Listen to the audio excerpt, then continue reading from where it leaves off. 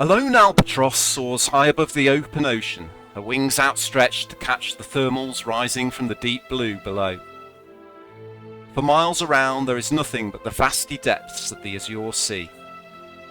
The Azure Sea is a wild and dangerous place. Islands of civilization offer some protection from the wildlands, but most of the continents surrounding it remain unexplored, and maps show only the most basic information. The trade routes of the Azure Sea offer freedom, wealth and opportunity, and control of them is the primary driving factor behind the politics and diplomacy of the lands. In the west, this is primarily the domain of the Cerulean Empire. It has long been a turbulent body of water in every sense. Its storms have sent countless ships to their doom, and warfare of one sort or another is conducted across its surface all the time.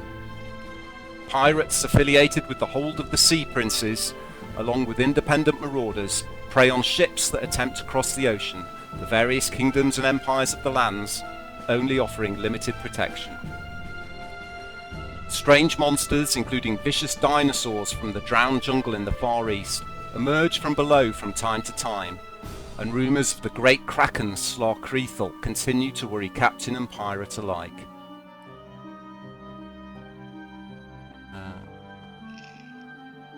Despite the myriad dangers, the many opportunities for wealth, exploration and knowledge have led many to pick up a sword and strike out in search of adventure. The albatross circles lower, having spotted something moving across the waves. As it descends, its keen eyes pick out the details. A fast-moving, two-masted caravel speeds north through the ocean swell. The ship is the trading vessel Sharkfin, a well-known sight along the western coast of the Azure Sea. The fin is known to carry cargo from port to port along the coast, occasionally taking short journeys across open water. The albatross lands on the rear mast, the wind snapping the sail taut below it. Its beady eyes watch the figures on the salt-sprayed deck beneath its feet. Captain Grendana Stormbreaker leans against the wheel on the quarterdeck, the tall half-orc, her flame-red hair whipping in the wind as she laughs with her first mate, the muscular tattooed gnome Rackham Byrne. It's on the Sharkfin that you find yourselves, bound for the fishing port of Saltmarsh, having left the imperial port of Eastcliff 4 days ago. You should arrive in port within the next day. As the albatross takes the wing once more, a board member of the crew takes a shot at it with a sling. The bird caws loudly and wheels to one side briefly, and Mr. Byrne issues a string of curses in Gnomish. "Don't you know it's bad luck to hurt a goonie, you fool?" he screams at the slinger. So it is that you find yourself on deck, watching the waves sweep by as the salt wind lashes the ship.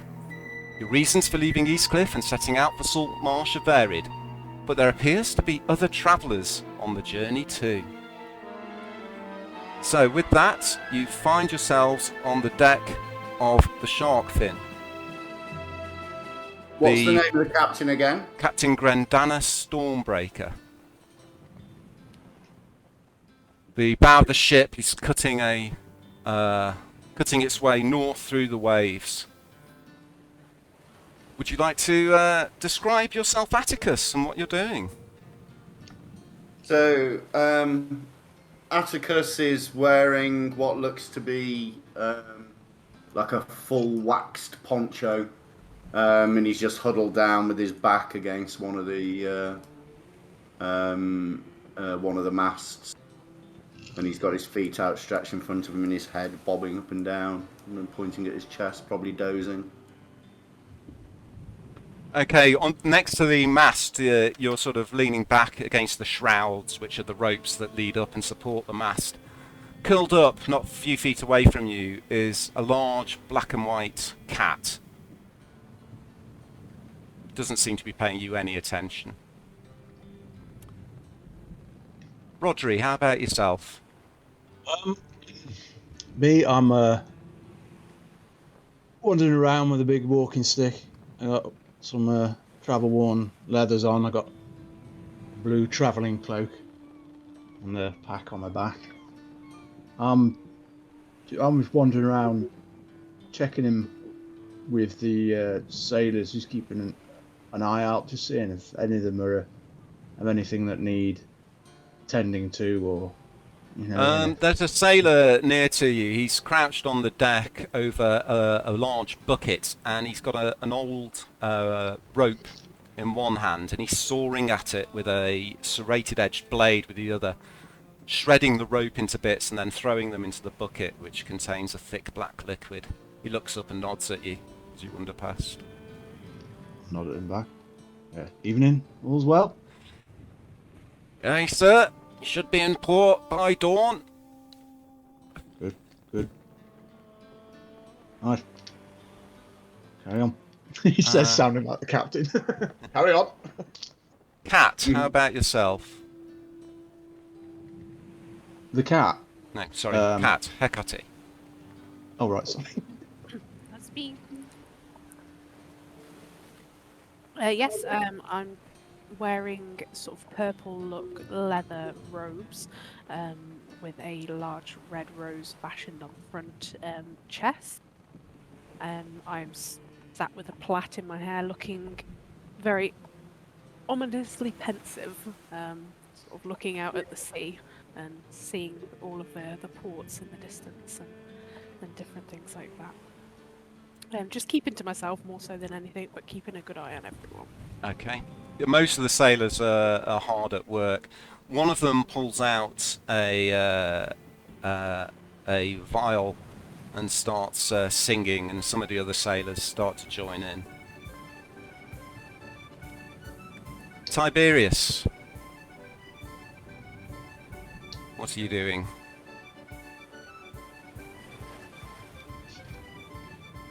Put your mic down. Hey, sorry, got my mic down. Oh, listen to me eating chicken. Right, yes. Tiberius is dressed in a red military uniform. A bit like Sharp. He is fishing off the side of the boat, like everybody else, minding his own business, having a look around, seeing if anyone might be approachable or up for conversation. He seems quite curious about everybody on the boat, but not in a sinister way. Captain Grandana strolls over to you. She's, a few would call her beautiful.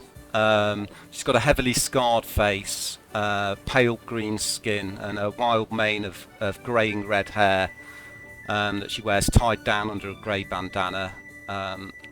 She's got piercings in her nose, her lips, all over her long ears, and her eyes are yellow like a cat's.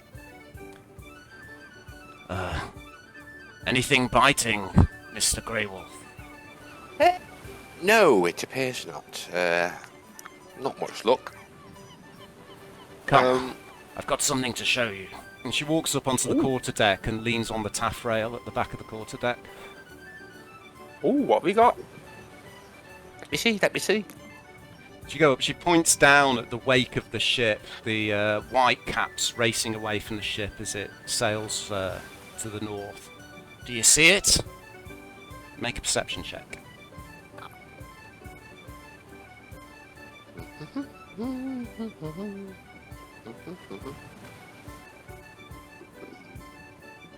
We're making most general rolls in the tower.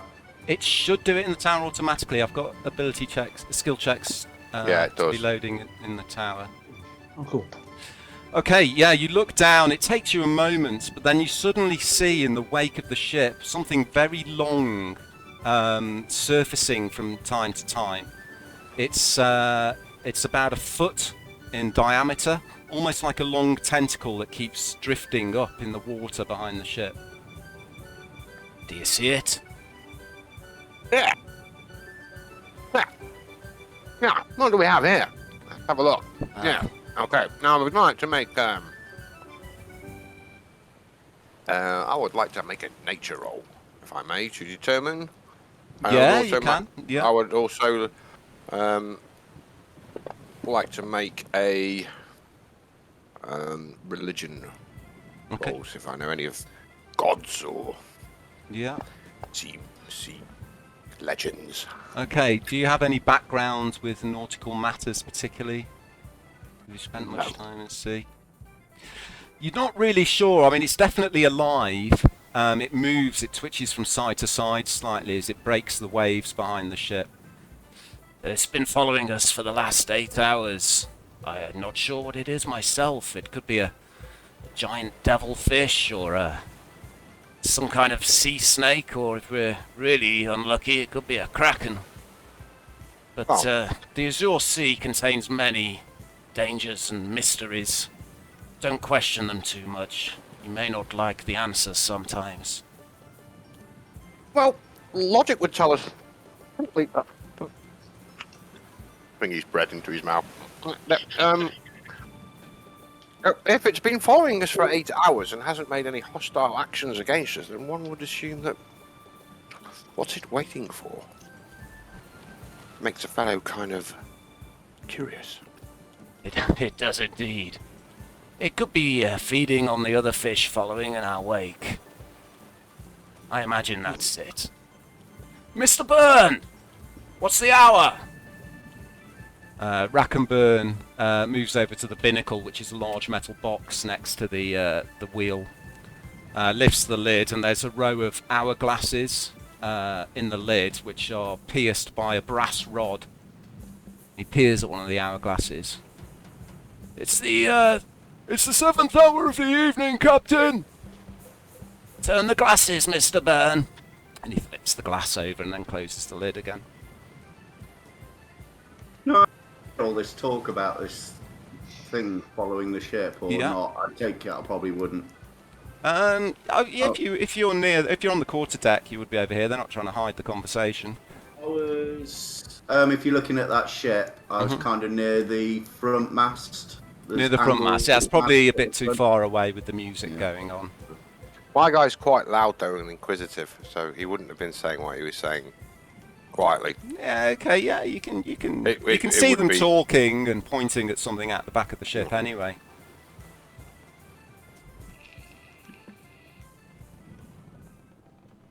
Okay.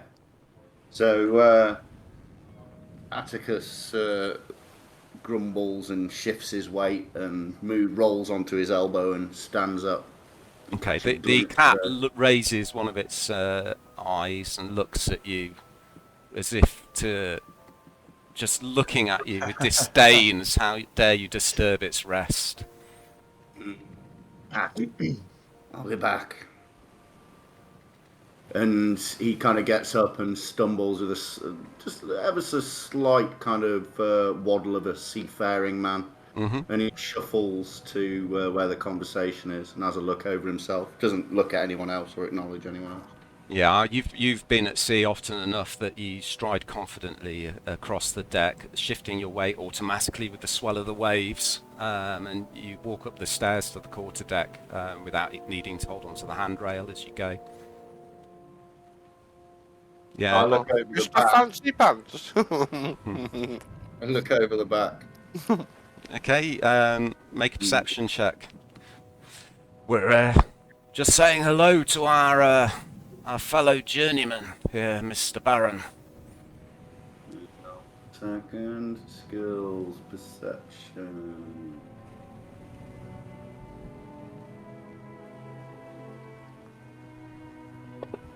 There we go.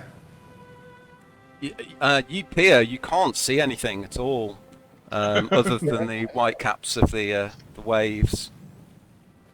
It's just the waves. Look, sir. It's right there.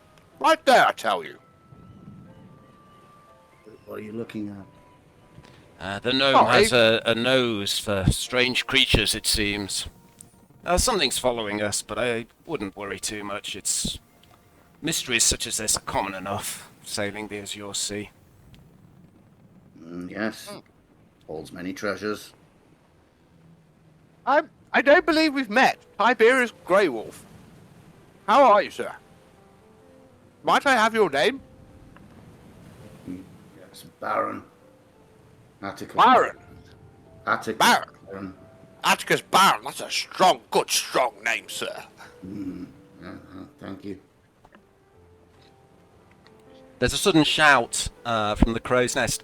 Captain! Sails to starboard!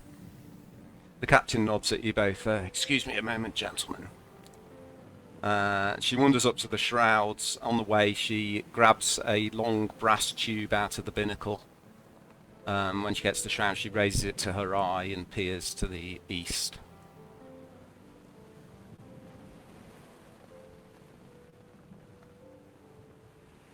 She comes back a moment later.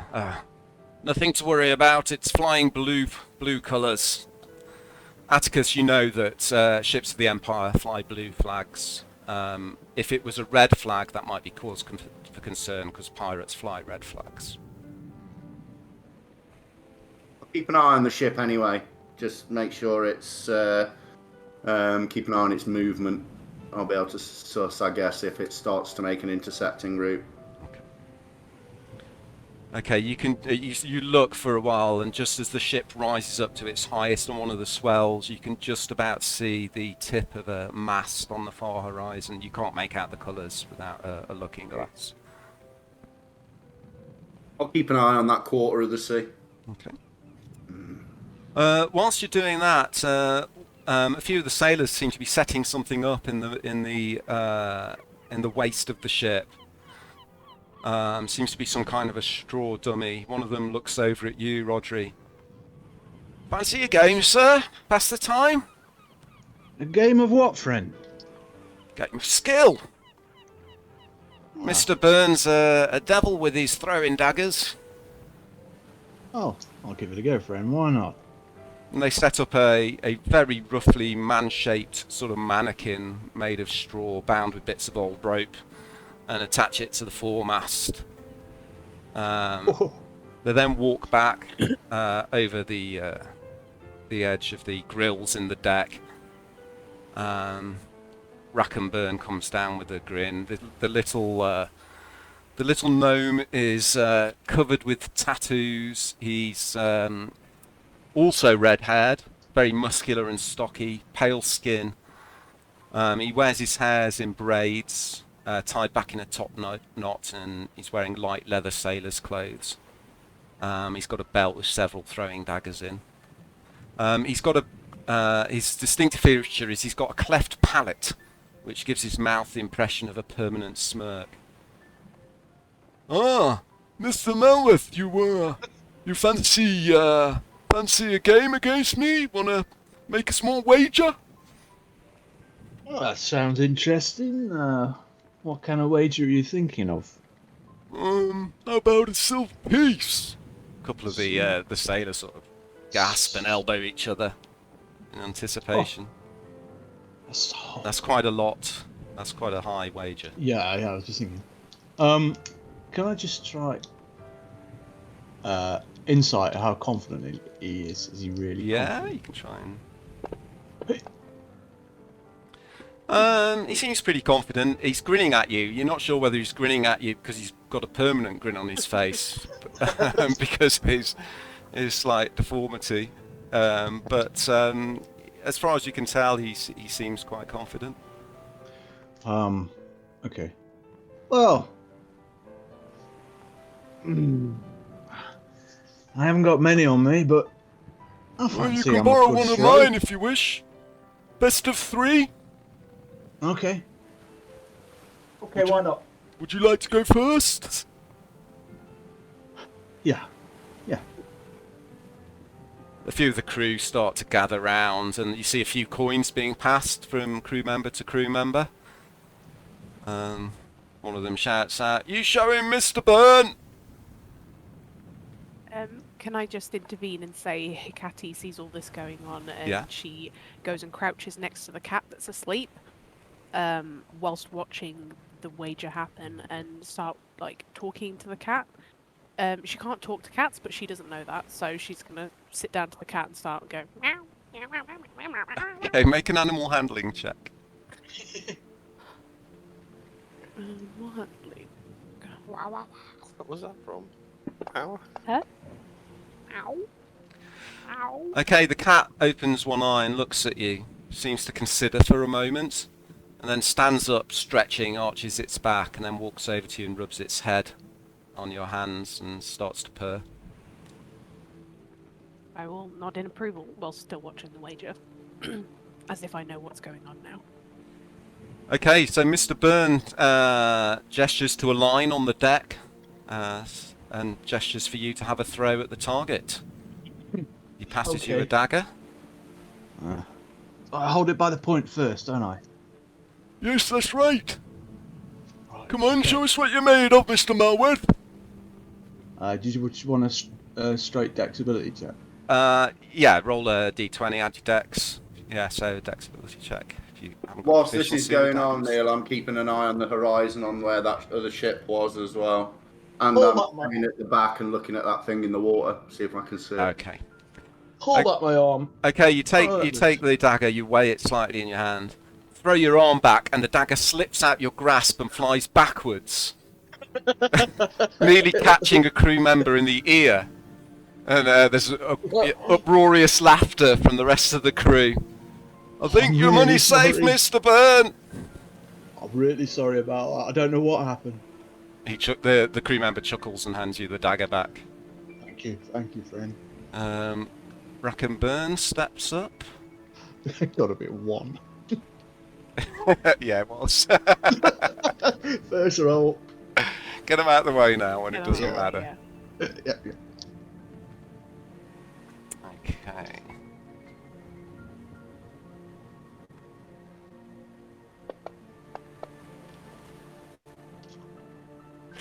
Okay.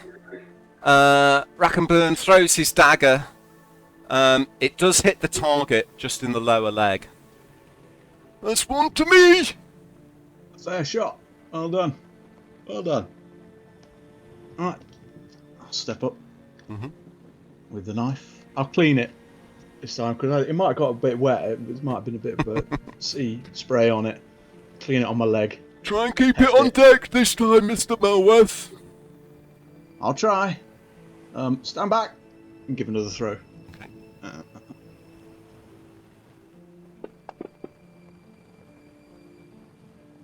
Okay, yeah, this time the your dagger flies with much more accuracy and slams into the belly of the target with quite a bit of strength.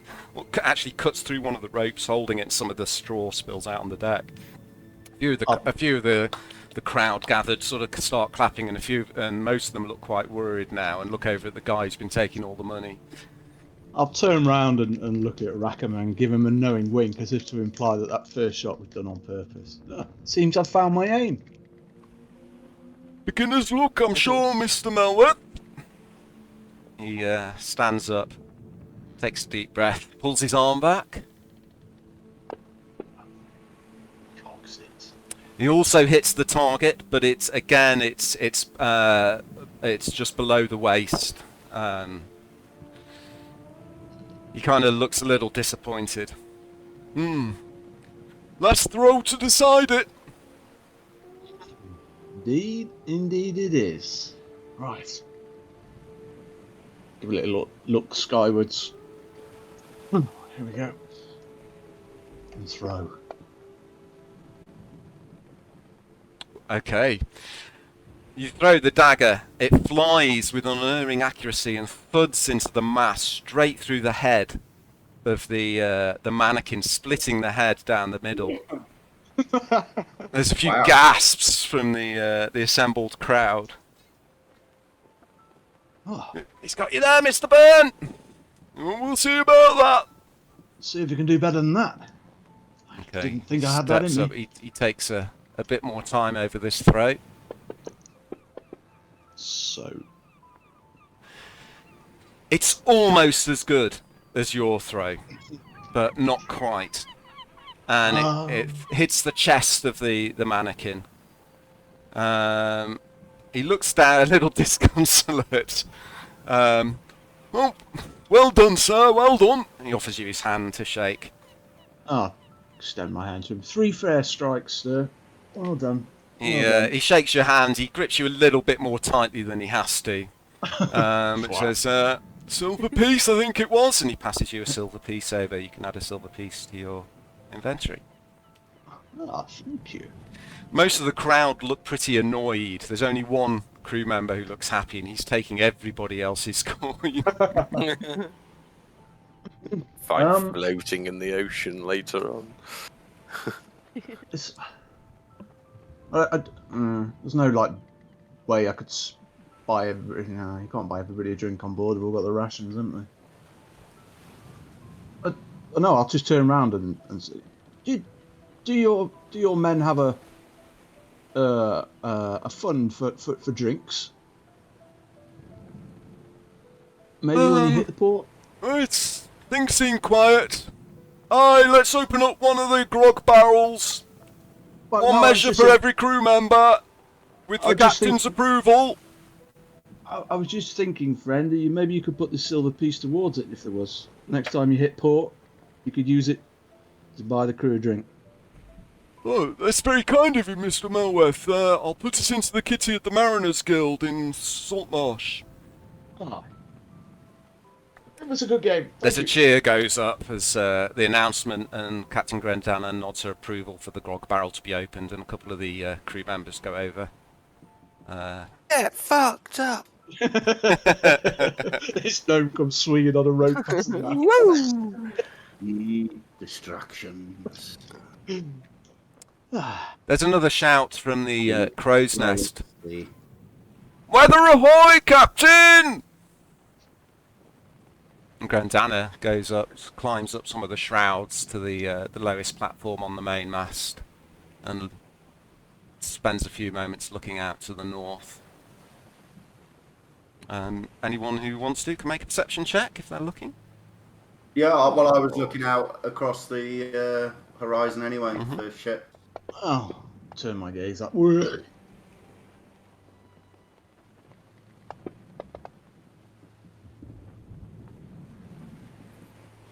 Go away, dog. And Atticus, can you make a second perception check, because you were watching the water as well, behind the ship.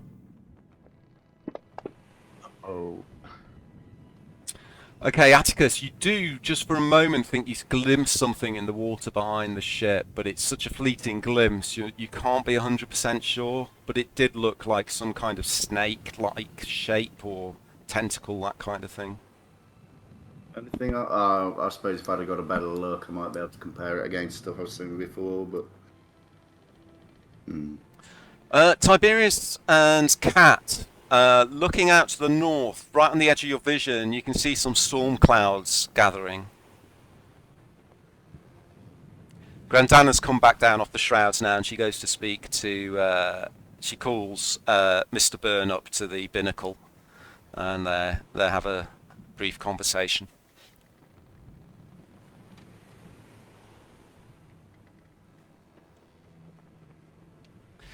Is anybody else doing anything? No, just is this? I'll speak to one of the sailors. Is this anything to be worried about? I don't think so. Not unless the captain's worried. She doesn't look too worried. Oh, good. She'd be barking orders if it was. Oh, thank you, friend. We have an experienced captain. I'm sure we'll be fine. Of course. Wander off, leave him to it. Okay, the grog comes out, and the crew strike up another song.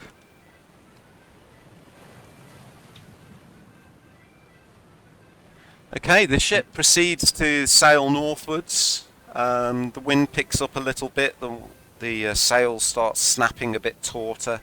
There's Atticus. You can tell the ship has sped up slightly under the increased wind. And the grog starts to be passed around. Someone comes round and offers you a wooden cup.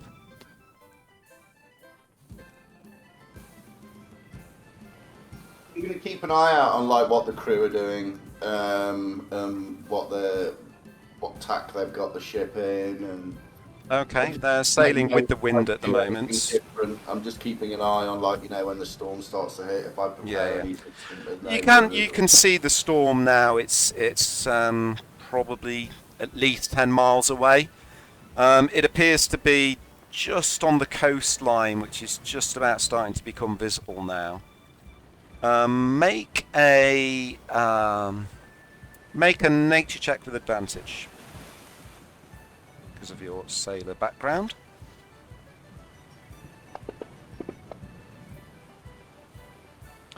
Okay, so you know that, I mean, storms are a common sight at sea. Coastal storms like that normally blow inland. You wouldn't consider it anything to be particularly worrying. Keep an eye out on everybody else as well, especially these other passengers. So some of the crew is still at work, just tightening lines with the increased wind. The guy who was shredding the rope into a bucket has now taken that bucket and he started painting the mast with the mixture inside. Right. Did we all get a cup of grog?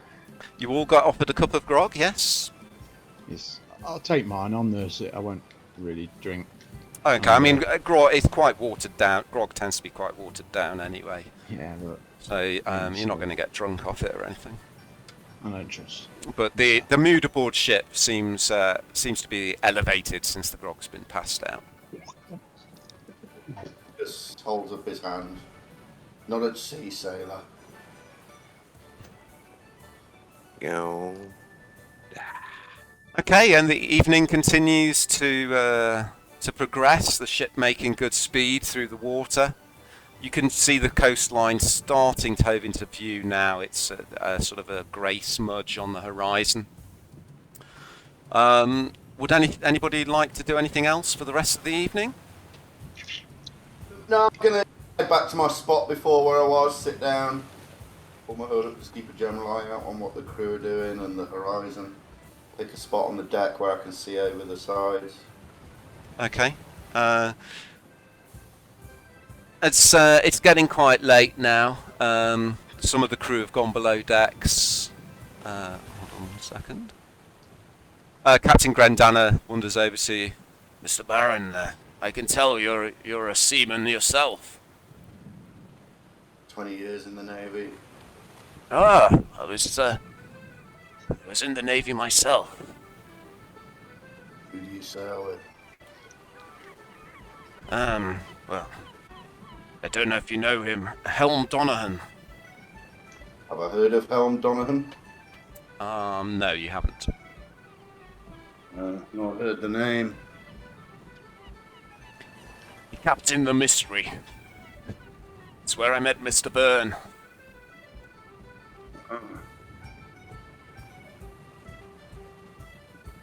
Okay, you... Very non-concentrated for a first mate. Playing games. Well, you have to take your enjoyments when the waves are quiet.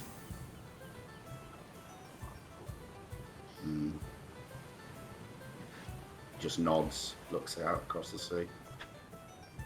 Okay, night starts to fall. The sun has gone down below the horizon now, and the stars shine brightly down upon the waves. You can see the two moons rising: Luna, the yellow moon, and Selene, the blue moon. Luna's almost full. Selene is just starting to wane.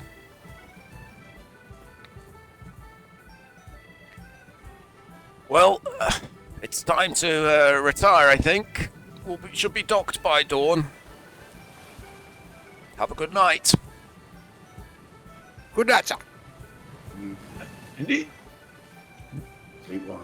So you all have hammocks in a cabin below the quarterdeck. I'm going to sleep on the deck. Okay. Make a little spot by the mast. Okay. Yeah, I'll sleep up on deck too. I've got a small piece of scrap parchment, and I'm looking up at the stars and the moon, and I'm just scribbling on this piece of paper, talking to myself. Okay, it's absolutely beautiful. The sight up above. You see a few shooting stars. in the distance. Yeah, I just mutter to myself. Just waning gibbous. Tiberius is... Rodri, what are you doing? I go below decks to Okay. find the bunk. Yeah, all the travellers are in the room below the quarter deck. You have hammocks. Most of the hold is given over to cargo. Oh, find a hammock that isn't taken. I try and jump up on it without making an arse of myself. Not being a seafarer. Climb Okay. awkwardly. You managed to climb into your hammock. This is your third night at sea now. So Oh. you're a little bit more confident of climbing in without falling out the other side. But the gentle rocking of the ship soon lulls you off, and you find it relatively easy to get to sleep. How about you, Tiberius? Tiberius is up in the crow's nest. Ever inquisitive Okay. on his new adventures across the Azure Sea. He doesn't want to miss a second of it. Okay, you climb the shrouds and then up the rigging, being very careful on the sea-sprayed rope to maintain your grip. You get up, it's about 35 feet above the deck below you, and at this height the mast is actually swaying several feet from side to side as the ship rocks across the swells of the ocean. It's much more precipitous from up here than it seemed down on deck.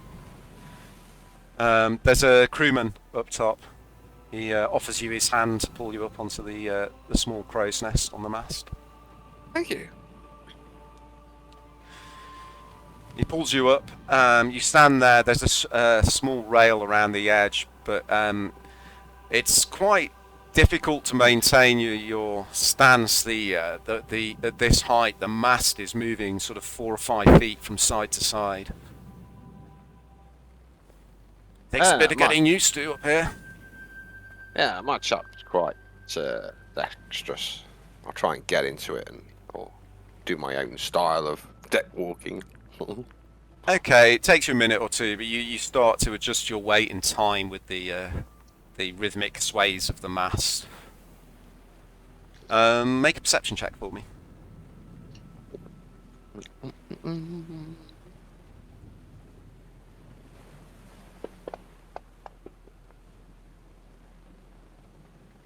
Okay, the sky looks clear, the ocean looks clear. It's a deep green colour. The wind's picked up a little bit. There's a few sort of white caps surrounding the ship.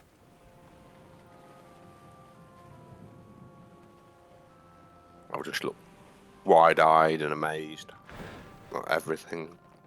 Okay, how long are you going to stay up there for? Ever. Forever. Okay.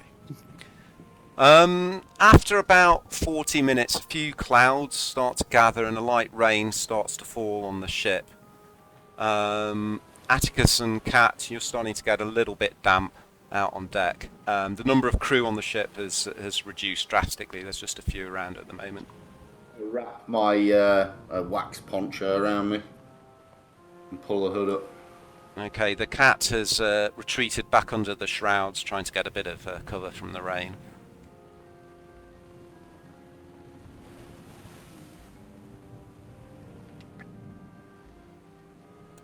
Okay, the rain starts to fall a little bit heavier. Weather. I'll go and retreat inside to save my parchment from being ruined. There's a distant clap of thunder as the rain starts to fall a bit heavier. I'll make sure that my my pistol and ammunition is kept dry. Okay. The ship starts to rock a bit more with the swelling of the water. And the bell starts to ring in the wind. Mr. Byrne comes back on deck, rubbing his eyes. He looks around at the sky.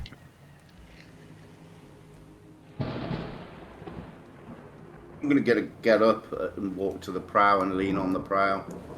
Okay, the ship is rocking much more violently than it was before. The wind's definitely picked up and the clouds are starting to gather. Make an H check for me, please, Tiberius and Atticus. Nature check. With advantage or not? No, not with advantage. Okay, Tiberius and Atticus. I mean, Tiberius has the hairs on your arms stand up. You've got a nose for things not being quite right. Atticus, you've experienced many storms at sea before in your years in the Navy. Yeah. But there's something wrong about this. The clouds are moving towards you, but the wind is behind the ship. Mr. Byrne, Yes, Mr. Baron? you better wake the crew. He goes over to the bell and starts ringing it. The storm starts to gather, and then the rain starts to come down very heavily.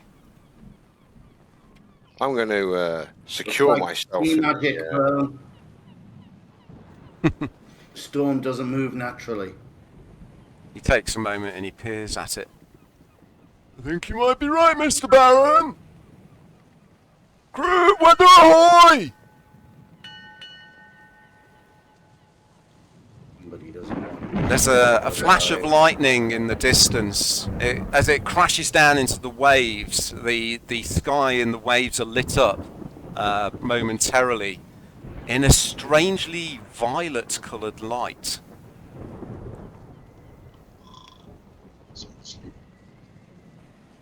I'm going to secure myself in the crow's nest with my rope, Neil. Okay, yeah. Yeah, the swing of the mast is now getting quite violent, and it's swinging probably 6 or 7 feet from side to side now, and the rhythm has almost gone out of it. It's getting quite chaotic. The swells on the ocean have reached several meters now, and the prow of the ship is rising up and then falling back down into them. Mr. Byrne, He's you looking have a at- sea wizard on your crew. Sorry, I didn't catch that over the rain. Do you have a sea wizard on crew? Not on the fin, no. It's just a merchant vessel. He starts shouting out some orders to some of the crew and then races over to the deck. There's a banging on your door, Rodri. Oh. As the storm starts to intensify. Rackenburn throws the door open. Up, everybody, get up! There's a storm coming this way! It's right, Howler! What can I do? I know you're not part of the crew, Mr. Malworth, but we're all starting to prepare double time. We need your help. Where do you want me? He starts to come back on deck. The crew starts to emerge. Some of them are a bit bleary-eyed, take one look around and start running around. Anyone who can help, start making preparations! This is going to be a bad one! I'll All you can hear coming from the crow's nest is... The sky has darkened. Cat, you notice suddenly that the stars are no longer visible. The heavy rain has now become persistent, makes the wooden deck slippery and treacherous. Tiny flashes of strange violet light can be seen amongst the heavy-set clouds in the distance, illuminating the rocky shoreline. I'm going to head to the where I will have noticed the crew stashing equipment and tools, and go and get myself a marlin spike. And then Okay. once I've got it out of the tool shed, I'm going to go and stand next to the mast and hook it into the mast, the spike on the end. Okay, as you emerge from the cabin, Rodri, there's half a dozen sailors running to and fro, preparing bailing buckets and starting to tie safety lines around their waists. Okay, yeah, my lips move. Okay, suddenly the lantern on the rear mast bursts with a bright light, illuminating the deck, though it seems to make the sky and the sea around the ship appear darker. Yeah. Was it me? What can I do? Should I just stay out the way? Or... No, do anything you think might help. You could batten down the hatches, secure the gear, help us plot a course. I don't know, start praying. I can do. I'll do that. I'm a healer, so if anybody's hurt, I can help. I can help that way. Mr. That I know how to Byrne do. looks over at you, Cat.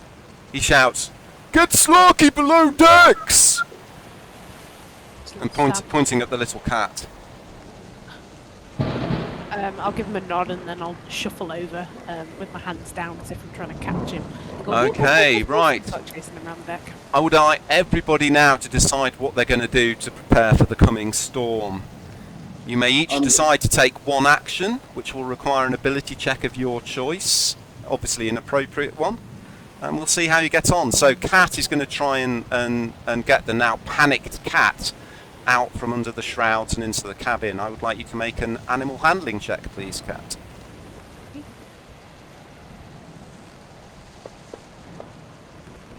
Accidentally throw it overboard with a 1. Okay, the cat is looking very panicked, it kind of curls back up, trying to press itself up under the shrouds. You reach out, it swipes at you with its claws, it draws blood, but you mutter some soothing words and you manage to grab hold of it. It struggles a bit. You pull it out, its claws get sort of clawing into the wet deck as you pull it out, but you manage to get it under your arm. Okay, I will run somewhere safe, sort of below deck, with the cat. Okay, you run over to the door of the quarterdeck cabin, fling the door open. It starts battering backwards and forwards in the wind, but you manage to get the cat inside and shut the door so that the cat's safe.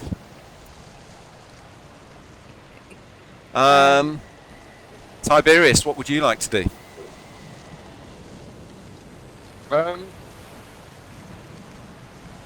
You can see stay in the crewman. He's really enjoying the ride. The crewman next to you is starting to climb up the mainmast. Give me a hand, sir! Give me a hand! We've got to get the sails down! I'll help him then. Okay, Mr. Burns starting to shout, "Bring in the watching! Quickly! If these sails are up when the storm hits us, it'll drag us under!" Right then. In port! Go! Okay, I would like an acrobatics check, please, from Tiberius.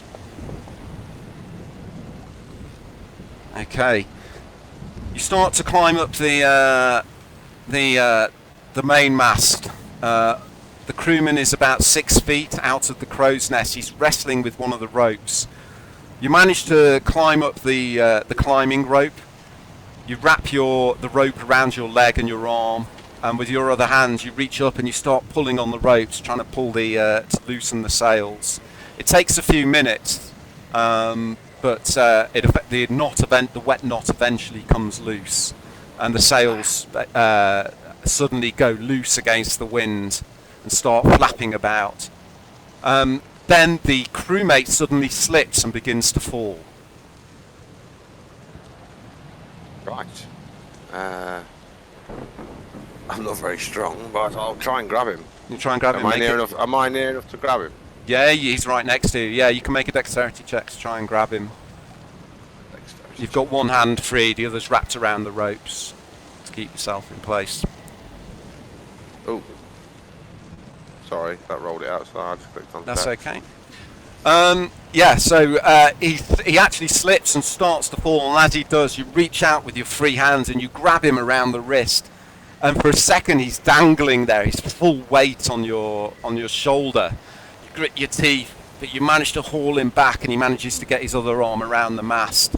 He looks up at you, terror in his eyes, nods his thanks, and starts to climb back down the mast. Pat him on the shoulder. Come on, let's get this done. The ship is now rocking violently from side to side. The mast is tipping down almost at a 45-degree angle as you're holding onto it. You look down, and one moment, all you can see in front of you is the ocean. And then a second later, all you can see is the clouds above you as the ship starts to rock backwards and forwards. Okay, Rodri, what are you going to do? Well, I didn't understand half of what the guy was talking about, what language he was speaking, but I'll grab a bucket and start bailing. That sounds simple. Okay, yeah, absolutely. You could, so yeah, you race over to one of the buckets. The deck is incredibly slippy now. There's a strong wind blowing you. Can you make a dexterity check, please?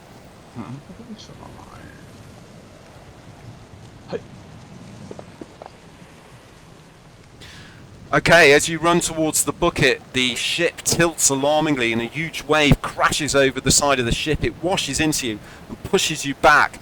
You go sliding backwards across the deck, slam into the rail on the port side of the ship. The ship suddenly leans over, you look over your shoulder and you can just see the ocean directly beneath you. I'd like you to make a strength check, please. Not like this. First character.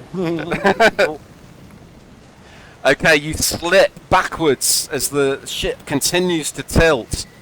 You manage to wrap your arm around the rail. You're now dangling over the side of the ship. Your legs sort of kicking over the surface of the water. Then suddenly the ship swings back the other way and throws you back onto the deck. Oh my God. Okay, who've we got left? Atticus, what are you doing? So Atticus is standing next to the mast with his marlin spike in his left hand, with it buried in the mast, just holding on. He's surveying all the work of what the sailors are doing, and anyone who looks like they need help or is really struggling or is about to go over the side, he's ready to react. Okay, there's a couple of sailors near to you who are trying to throw some canvas over the cargo hatches on the deck to stop water going down into the cargo hold. But the wind's whipping the canvas up and they're having real trouble getting it tied down. Okay, I'd stumble over there then, hammering the marlin spike into any piece of wood I Okay, can on the way. yeah, make a strength check for me, please. An athletics check, sorry, I should say.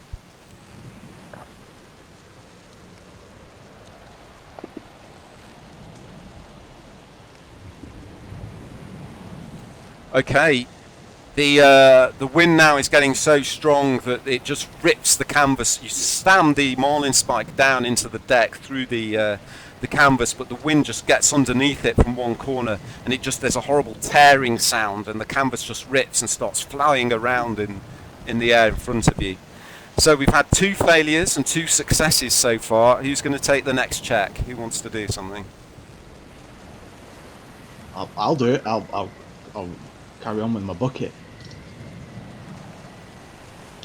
Okay. Okay. So you've just landed back on the deck, bruised and battered from being thrown around. The bucket is now sliding towards you.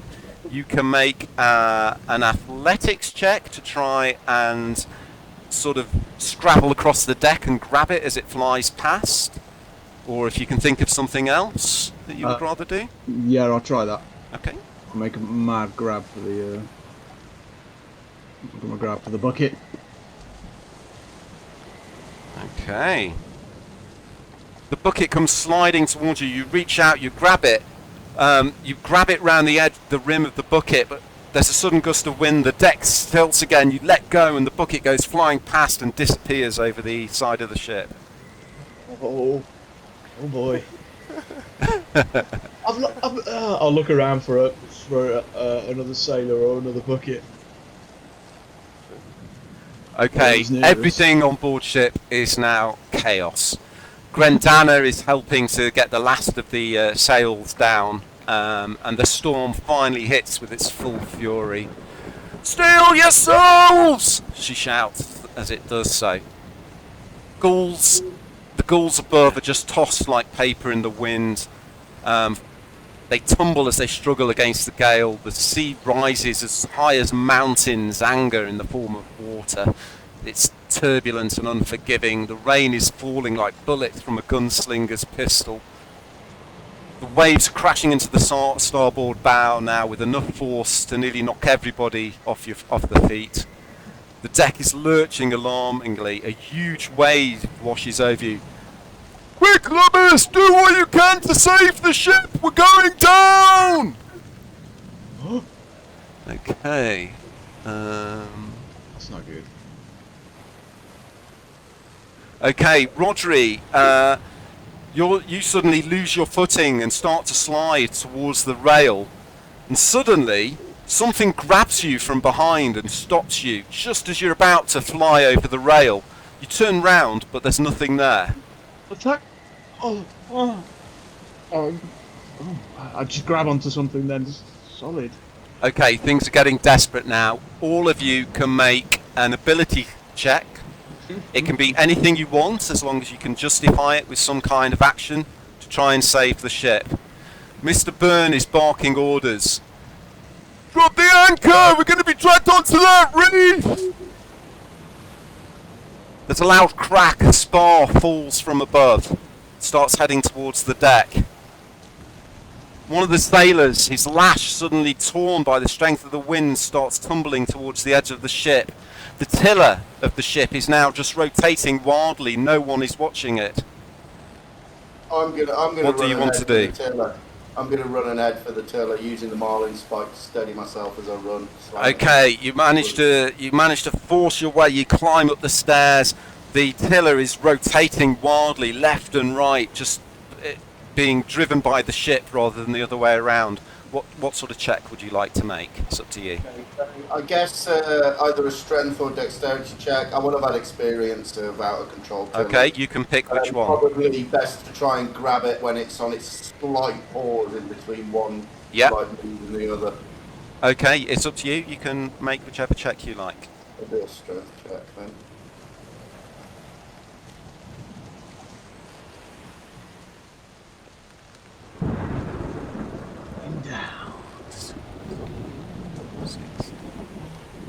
Like one of them aftershave commercials, isn't it? Mark's character's hanging onto the wheel, steering the ship still. Okay. For men. You manage to grab onto the wheel as it spins. For a moment, it actually lifts you off your feet. Your feet scrabble on the slippery deck, trying to gain some kind of purchase. You raise one foot, slam it into the binnacle next to the wheel, and force with all your strength, but you finally manage to get it under control. I'm going to obviously use my seafaring knowledge and see if there's anything I think I can do from this position that is going to help. You think that trying to somehow steer the ship, you can see a reef off into your left in the flashes of the violet lightning. I'm trying to steer the ship away from the reef there, maybe head on into the winds to try and cut down. Okay, yeah, you know from your seafaring knowledge that you want to be heading kind of into the waves. The worst thing that can happen is if the ship is caught side on. Yeah, I'll start trying to recover the ship by doing that. Okay.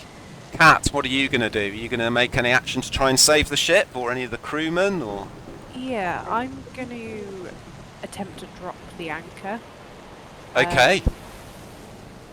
Yeah, so you run over to the anchor port at the front of the ship.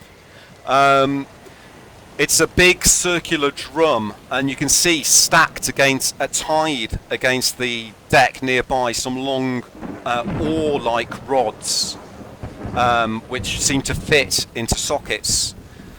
You go to grab one of the rods to try and force it into the socket, and then so you can turn the anchor wheel.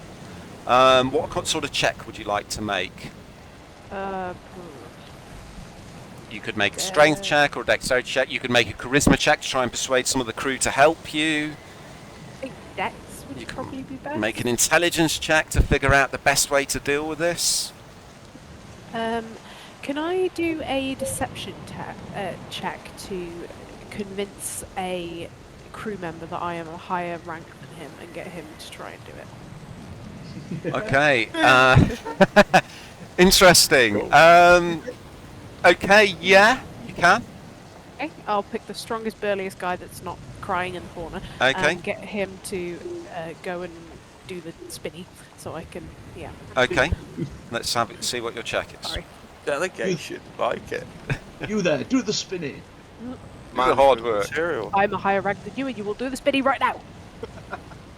Love it. Failing that, I could just push him into the, thing. Okay, yeah, make your check. Oh yeah. How fast is the ship moving now? It's moving. It's hard to tell because of the chaos of the ocean. It's not moving as fast as it was because the sails have all been taken down. It's more being driven just by the wind now, on the actual body of the ship itself.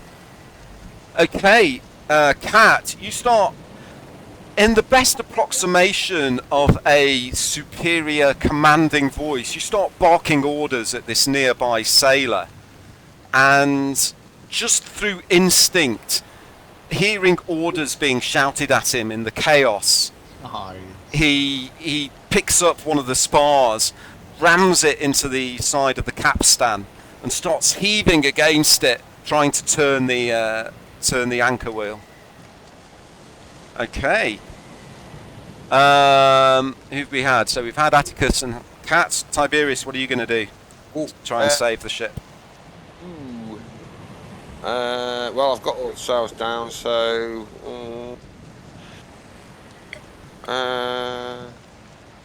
I'll slide down the rigging and go and help drop the anchor. Okay. And I'm going to say that's a dexterity, unless you can come up with another skill check and justify. Fine with me. Yeah, That's okay. fine with me. Dexterity check. I've got to drag this one in the tower. Here we go. Oh. Okay, you start to make your way down the mast, which is swinging violently from side to side and forwards and back. Unfortunately, your foot suddenly slips out of the shrouds as you're climbing down. You're hanging just from your hands. I'd like a strength check, please, above the deck. See ya. Not like this.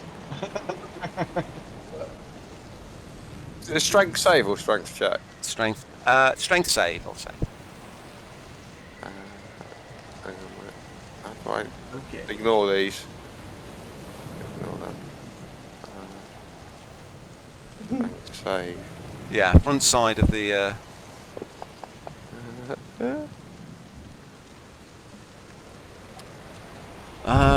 Okay. Unfortunately, your grip doesn't hold on to the sodden rope, and you suddenly fall down onto the deck.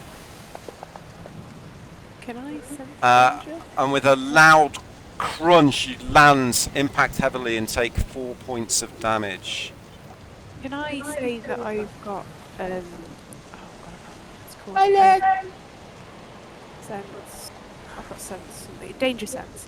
Can I sense the danger of him falling and potentially see it before it happens, and then go and try and catch him? Okay, I'm going to say you can if you can make a dexterity with disadvantage, because you've already taken an action this turn. You'll see on the portraits that Tiberius has started to fill up with red now. Oh yeah. Yeah. Oh.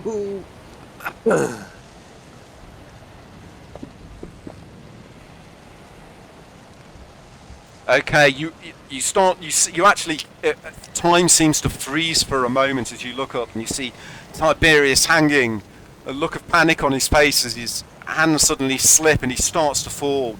You race across towards him, but unfortunately you don't quite get to him in time, and he slams into the deck in front of you. I say to him in Gnomish, "I tried, little man." I reply, Okay, and finally we have Rodri. Yeah, I wanted to make a beeline for the anchor. So you're heading for the anchor as well. Okay, what Yeah. sort of check would you like? Can you justify to me?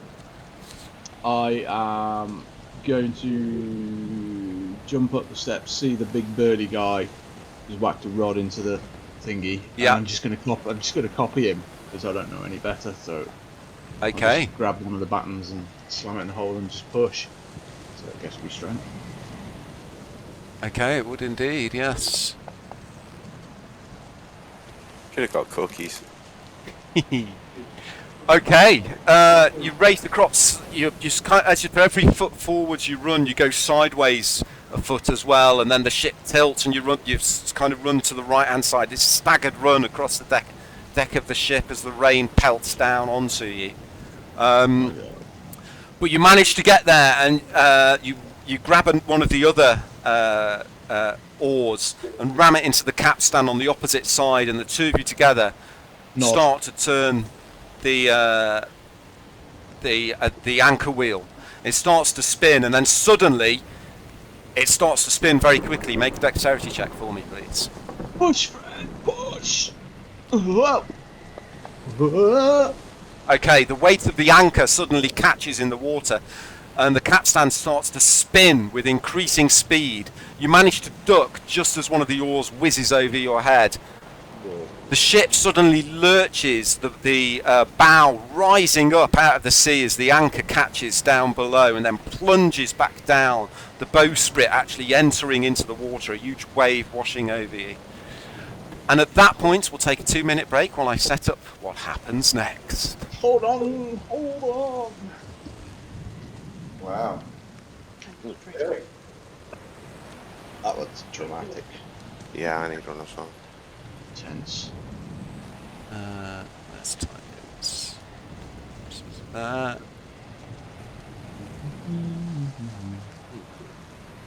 Tense. Thanks, baby. Atticus is at the wheel. Geschmack. Okay, and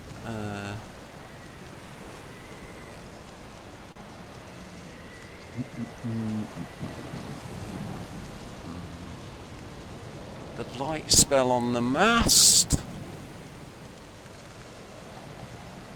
Yes! Lost concentration, lost remain.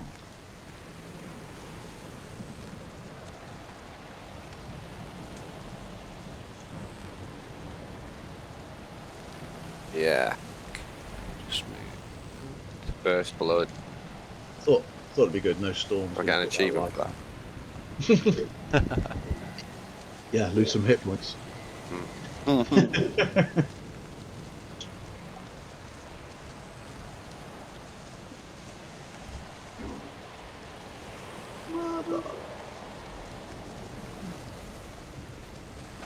Okay.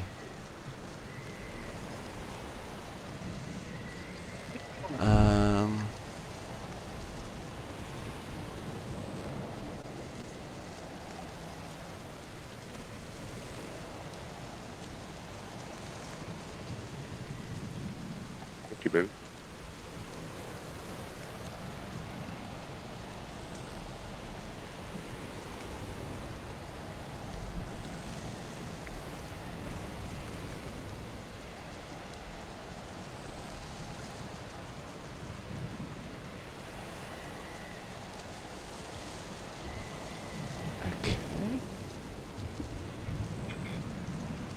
Okay, I think I'm ready when everybody else is. Yeah. Yeah. I'll give you that. Hang on. Just a sec. Oh, right. Just grabbing some lunch. Yeah, no rush, guys. Munches.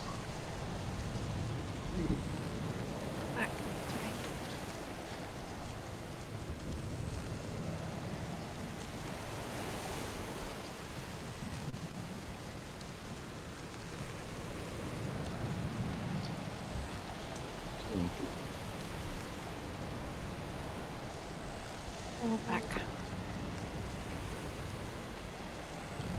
Okay.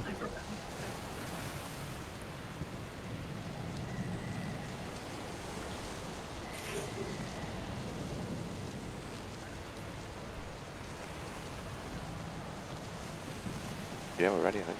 Yeah. Dave, Mark? Yeah. Yeah. Yeah. Okay. After what may be minutes, but seems like hours, the ship slowly starts to come under control with the weight of the anchor dragging below it. Yeah. Then one of the sailors near the bow suddenly shouts, "I can see something in the water, Mr. Byrne! I can see!" And then his words are suddenly cut off as he suddenly slumps forwards and 3 spikes emerge from his back in growing pools of blood. An abhorrent sight leaps onto the deck. A large-scaled humanoid creature, 8 feet in height and covered in spikes and puckered pale green skin. It throws the unfortunate sailor off the end of its trident and pulls itself onto the deck, dripping seawater. Another set of huge claws grips at the taffrail near the bow, and another of the hideous beasts pulls itself aboard. One of the sailors shouts out a warning. "Sea devils!" he screams, pointing towards the forecastle. Sea devils. Is that? And with that, Scream so loud it cut out. I would like everybody to roll initiative, please. Animated.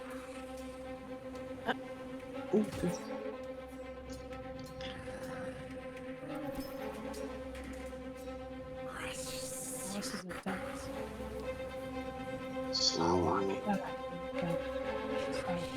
He's got a mouth in his belly. Oh no, it's not. I thought that. Okay, has everybody got the map? Yeah. Yeah. Good shit. Okay, let's I like go. it. It's like animated. Is Excellent. Look at it. everyone visible? Let me put those on. Okay, Captain Grendana races across to you, Atticus, takes the wheel and then says, "Go do what you can to help!" Yes, Captain. Kat, you're up next. Sorry, you weren't at the back of the ship, were you? You were by Tiberius. Let me just move you. Ooh. What, does it auto-roll initiative then? You have to roll No, it. you have to roll initiative yourself.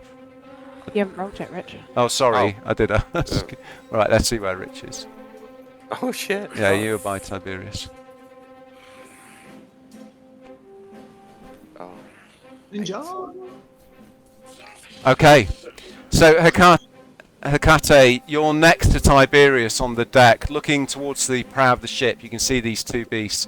That unfortunate sailor, Sailor 2, is just torn in half by the trident and thrown overboard.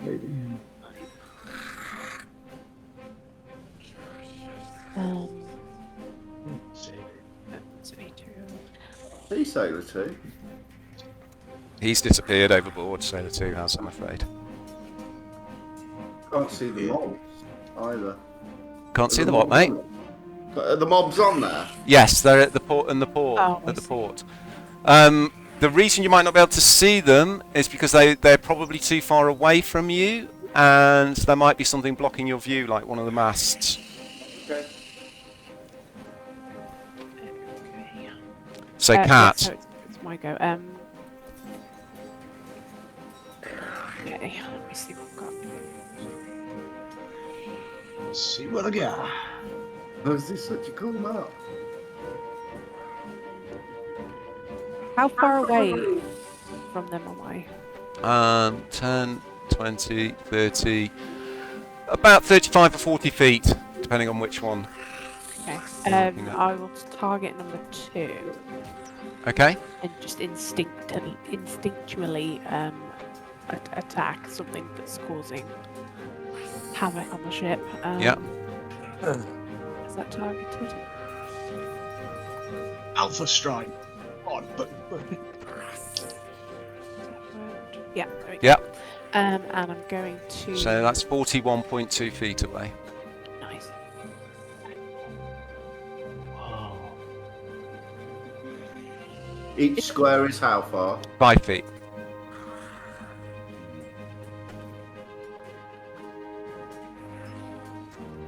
What sort of armor is he wearing? It's not metal, is it?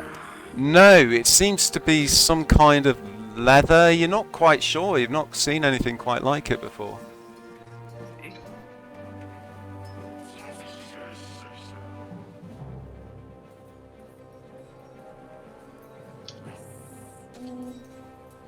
Sorry, I'm just looking at Shocking Grasp and I can't figure out what the distance is on it. Does it say touch? Or... Shocking Grasp, it says. Shocking grasp is range is touch. Oh, so I have to be like next to Yeah. it. do Tiberius. He's turn around and go, I'm going to use Chill Touch. It has a range of 120 feet. It does. And it's a skeletal hand that sort of grabs it, and it has to take neurotic damage, I believe. Yeah, you have to make a hit first. You have to attack. Yeah. But yeah. So there should be, if you click the magnifying glass next to Chill Touch, there should be an attack button. Yeah. If you click that, we'll see if it hits.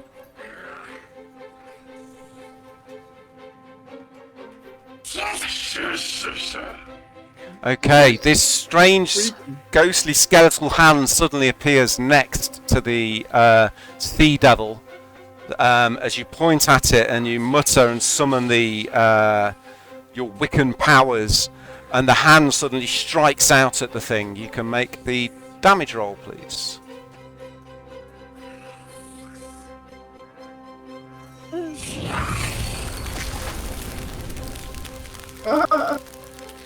Okay.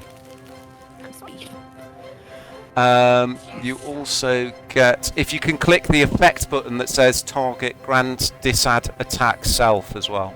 Yeah. So anything that hits you will get disadvantage for the next round. Okay, are you done, or would you like to move, or do you have a bonus action you want to take? No, I think I'm going to leave it there. Just Okay. 1 minute so I don't get ahead of myself. Okay. Atticus, Grandana has just raced across to you and told you that she'll take the wheel. Do what you can to help, Mr. Baron. I can move 30, can't I? I believe so. Let's just have a look.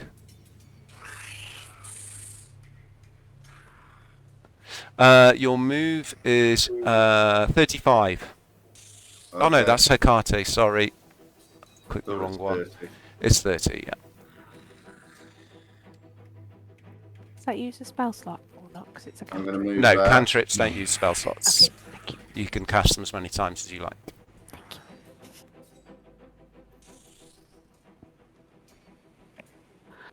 So I'm going to move there on the map. I can't see that, mate. Oh.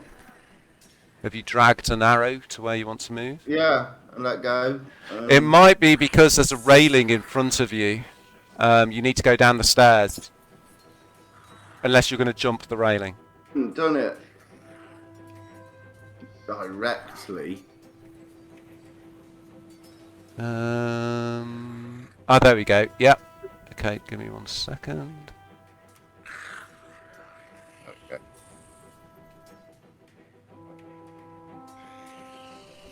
Still can't see where they are, the mobs. They might be too far away from you, mate.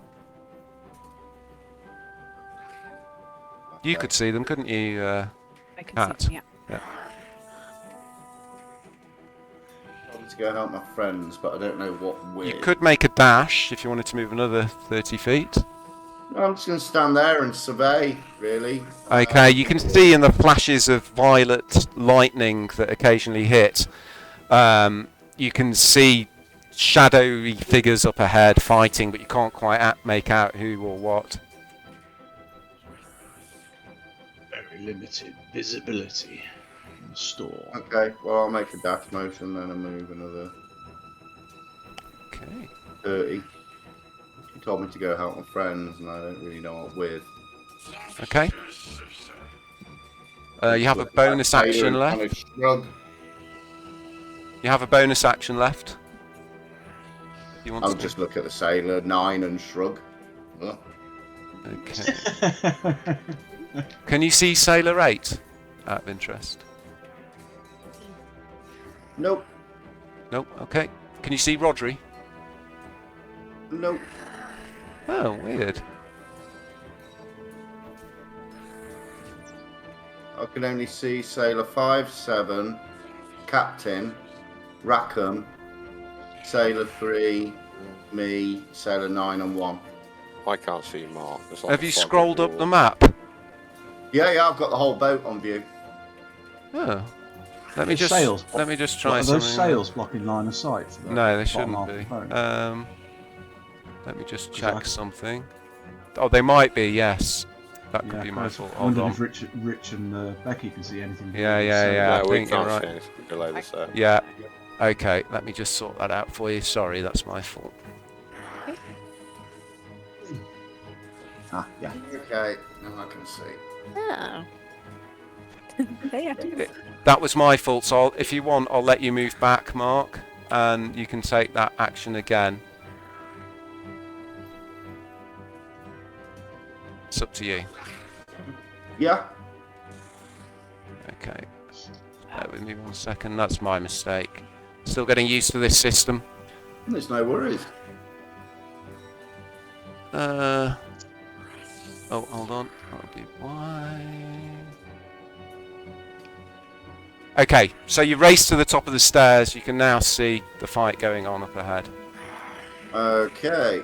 I'm going to aim my pistol at one of the creatures Okay. with a wind. What's the range on your pistol? 60 to 240.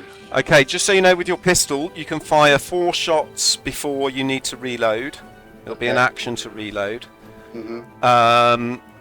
You don't have proficiency with it. That should already be taken into account on your character sheet, Why don't I have proficiency with it? because you haven't got proficiency with firearms. Okay. You would need to learn the proficiency or become a gunslinger to gain proficiency with it. Yeah, okay, yeah, you can shoot it.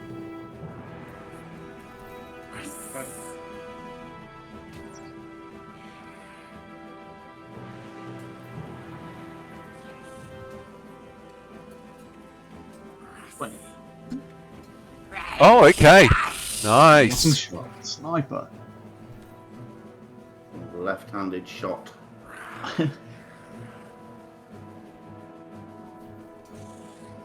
Okay. You raise your arm. You hold on to the railing on the side of the steps. You just wait a second as the rocking of the ship moves your aim, but you hold your arm steady. And as the rocking of the ship brings your aim across the front of the Sea Devil, you fire. There's a loud retort and a flash, and the Sea Devil's shoulder is knocked back as you see the bullet impact. Nice. Are you doing anything else? On deck.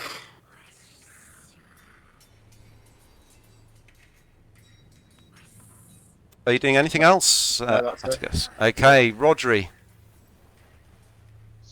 Is he? He's critical.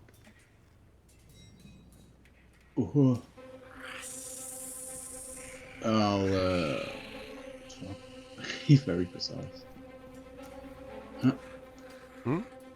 Clamber up onto the barrel. Okay. One hand, pull a bolt out. Other hand, take crossbow off the back. Sight it. Sawagan tool. Okay. And this crossbow bolt with this chappy. Targeting. Shines. That's right. It's amazing. Oh, I just can't see him. Okay. The wind just catches your crossbow bolt as it fires, and it whizzes past the Sea Devil, but unfortunately doesn't hit. You have a bonus action, I believe. Yeah, I'm not doing anything with a bonus. Okay. Just reload. Reload. Rack and Burn is going to move. What's his movement? 25 feet.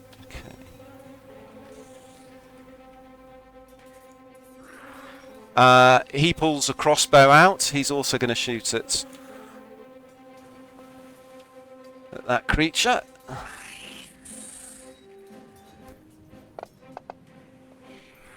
He hits.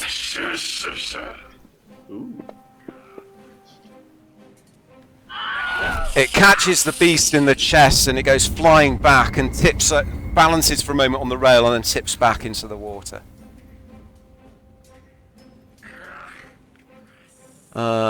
Sailor 1 is just going to run. 5, 6. Sailor 10, he's also running. These are merchantmen. They're not experienced navy fighters. If only there was one on board. It'd be tremendous luck. Sailor 3, where's he? He's also going to run. In fact, he ducks up, he cowers behind the mast, slides down and covers his hands above his head and just starts shaking.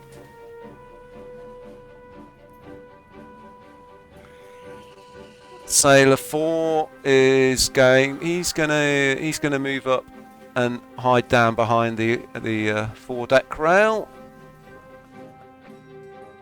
Sailor 5 is going to help Grandana with the wheel. Sailor 6 is running. 10, 20. He just comes barreling past you, between Mr. Byrne and one of the other sailors. Tiberius is going to lose his shit. 2, 3, 4, 5, 6. Nearly done. 2, 3. This guy comes up and he just sees this guy in front and starts pushing him up the stairs, looking over his shoulder as he runs. Okay. This creature glares at the sight of his comrade being shot off the deck of the ship. Pulls his trident out of the sailor that he threw overboard and runs towards Rodri. Who We're beyond the rail. yeah, I'll give you some cover on that. I'm going to give you -2 to hit on that because you've got partial cover. This is it, boys. Sorry. I am also going to do something before you announce whether that's. No, never mind. I think I've got to say it before you roll the dice. Probably, yeah, mate. Sorry. Yeah. Okay, no, it's okay. Doesn't matter. Next time, pipe up a bit, and I'll stop myself Yeah, from rolling. Yeah. Okay. Tiberius, you're up. Well, never let it be said that Tiberius Greywolf tries for my fight. And he'll reach into his coat. In fact, no, how far can I move? He'll run. How far is that? 25 feet. 25 feet, Perfect. you can move, yeah. Draw his sword and shield. Okay. Target. If I'm doing it right, have I targeted it? You Yes, have. We have. We're good. Here we go. First attack of the campaign from Tiberius.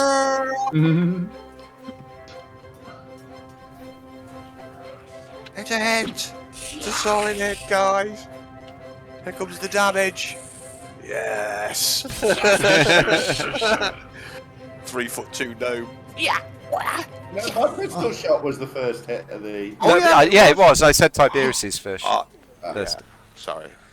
Okay, so you stagger to your feet, the boat swaying from side to side, your legs are in agony from the fall, but you grit your teeth, you unsheath your sword, you charge up the steps and you swing it and bury it into the side of the Sea Devil at the top of the stairs. Okay. Grandana is still steering the ship. Cat, you're up. I will target Sea Monster 1. Okay. And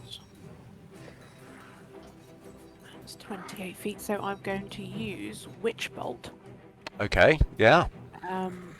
I place my palm of my left hand on the wet deck, as if drawing from the elements, and mutter some words under my breath while shooting lightning from my palm.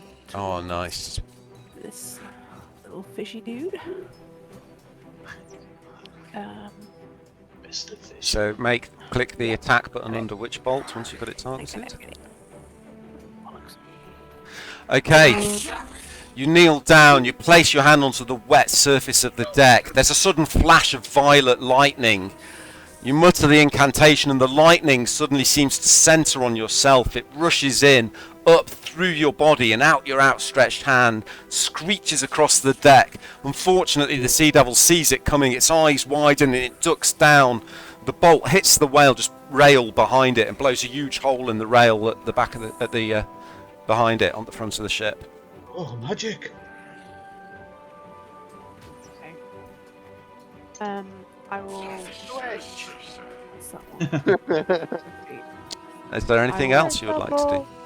Yeah, I'm just running partially up the stairs towards it, Okay, yeah.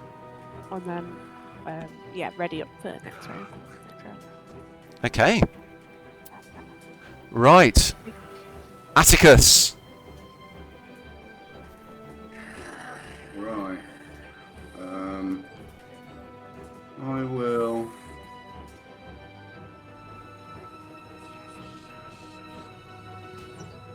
Move there.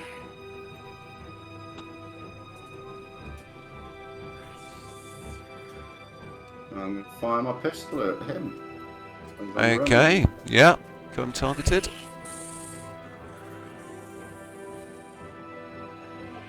Oh, wow. Holy moly! Dead eye. Another.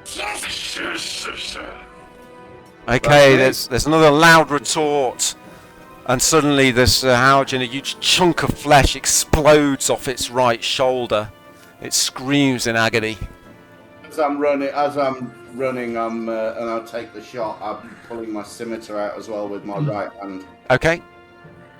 Right, Rodri.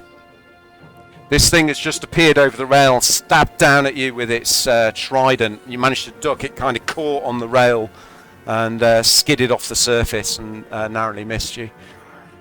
I'll take a disengage action and just move back. Okay. Any bonus? No. Just getting out of there. Don't blame Yeah. you. See if Rackham can make it 2 for 2. Oh, hold on. Let me just check something.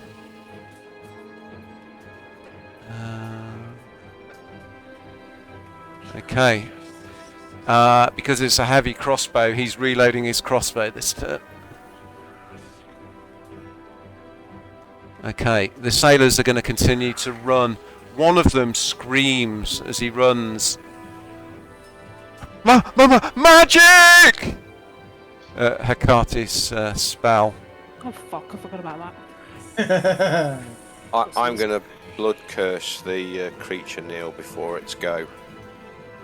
Okay, let me sort this out, mate, and then we'll sort that out. Before it rolls its attack roll. What did blood curse do? It uses what? I'll read it out when I cast it. Actually, it'll be. Oh, cool. Like a debuff, is it? Yeah,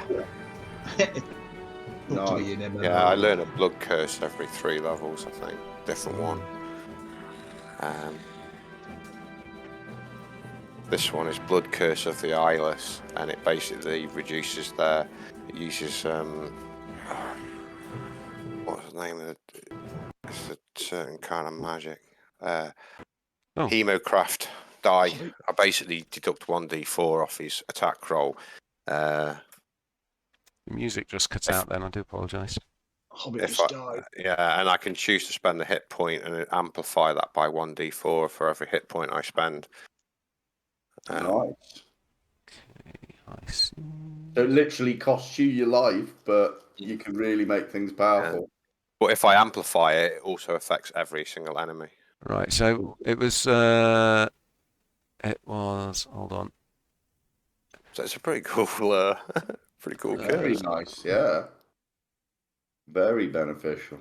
You Love can it. only use it, I think, once per day, but it goes up as a. So what were you going to do again, sorry? The Blood Curse of the Eyeless.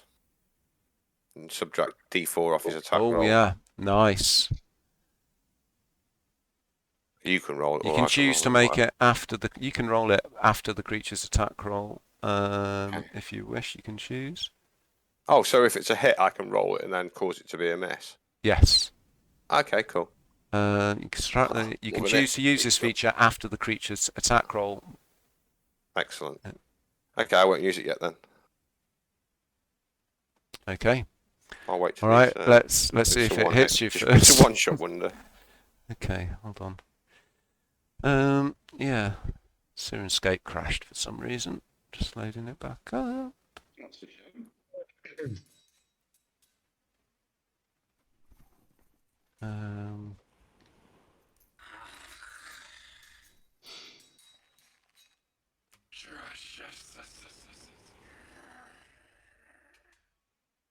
Why isn't the music playing? I am the music man. I come from down your way. Can you pay? Not Syrinscape. Let me just check something. I told you there'd be a few technical difficulties tonight. We're all feeling the way. Okay. First Anyway, judgment. it's let's not hold up because of that. Okay, it's gonna. There we go. It's gonna switch away from Rodri. It's turning its rage on you, Tiberius. Okay, okay. Oh,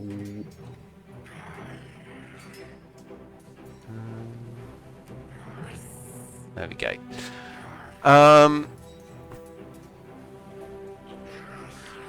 Okay, it's going to try and trident you.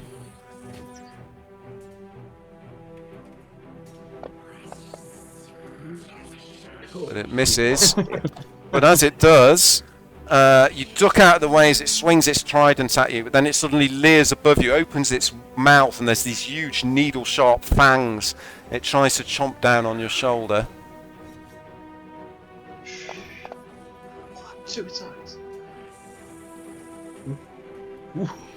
But you you dodge to one side as its trident comes in. As it tries to bite down on you, you raise your shield and just smash its face away from you. It's Okay, like a miniature Achilles. that's your turn. Miniature Achilles.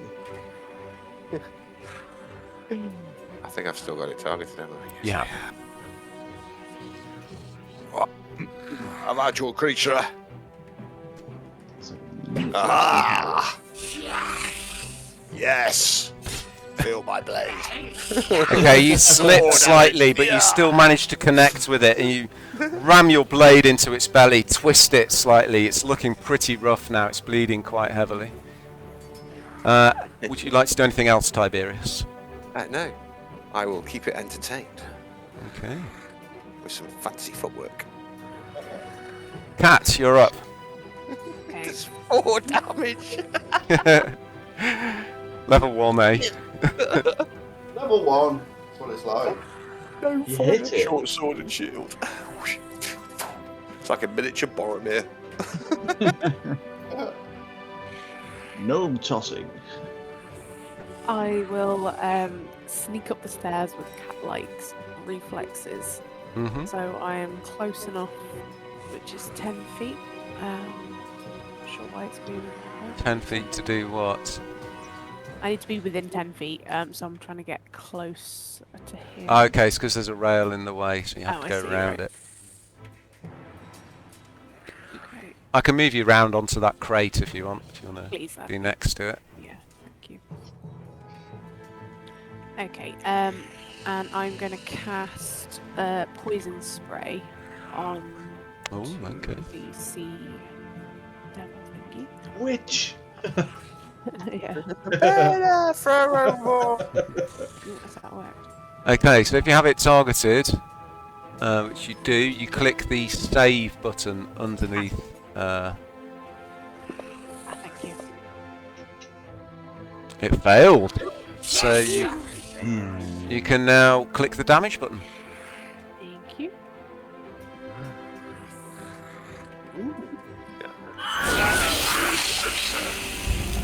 Okay, you stretch your palm out in front of it, and this jet of black-green liquid squirts out all over it. Its flesh starts to melt away where it hits. Huge holes start to appear in its armor, and the smoke rising from it.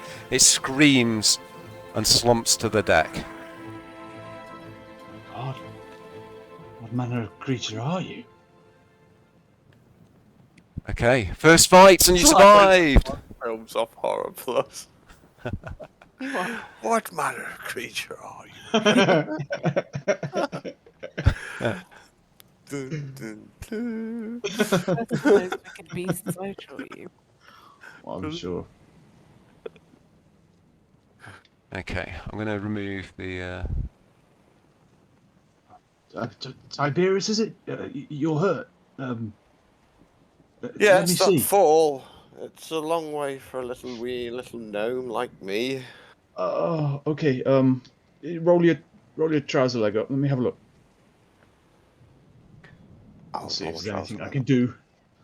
Yes, I think I twisted it and. Okay, I think I've got some. Still got some poultice left. Hang on. I'm going to.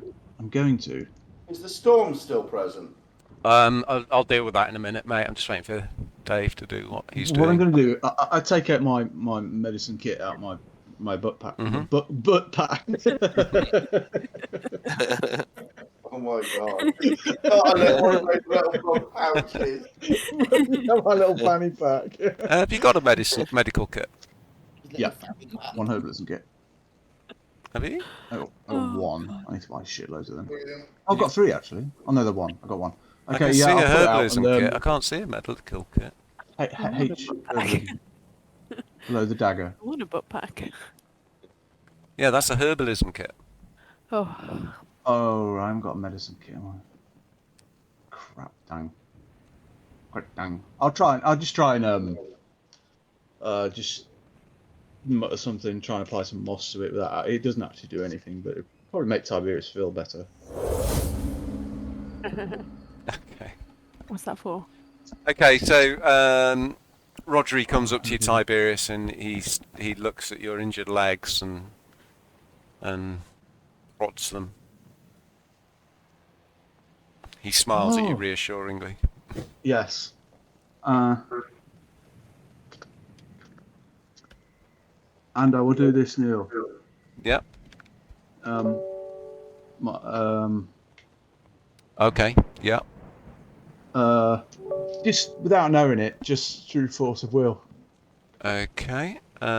Which is so if you can tick off one of your pool. Have we? Well, I was getting an egg.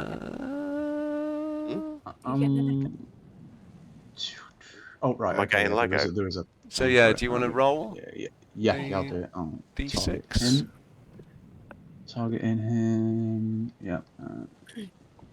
Healing light. Okay.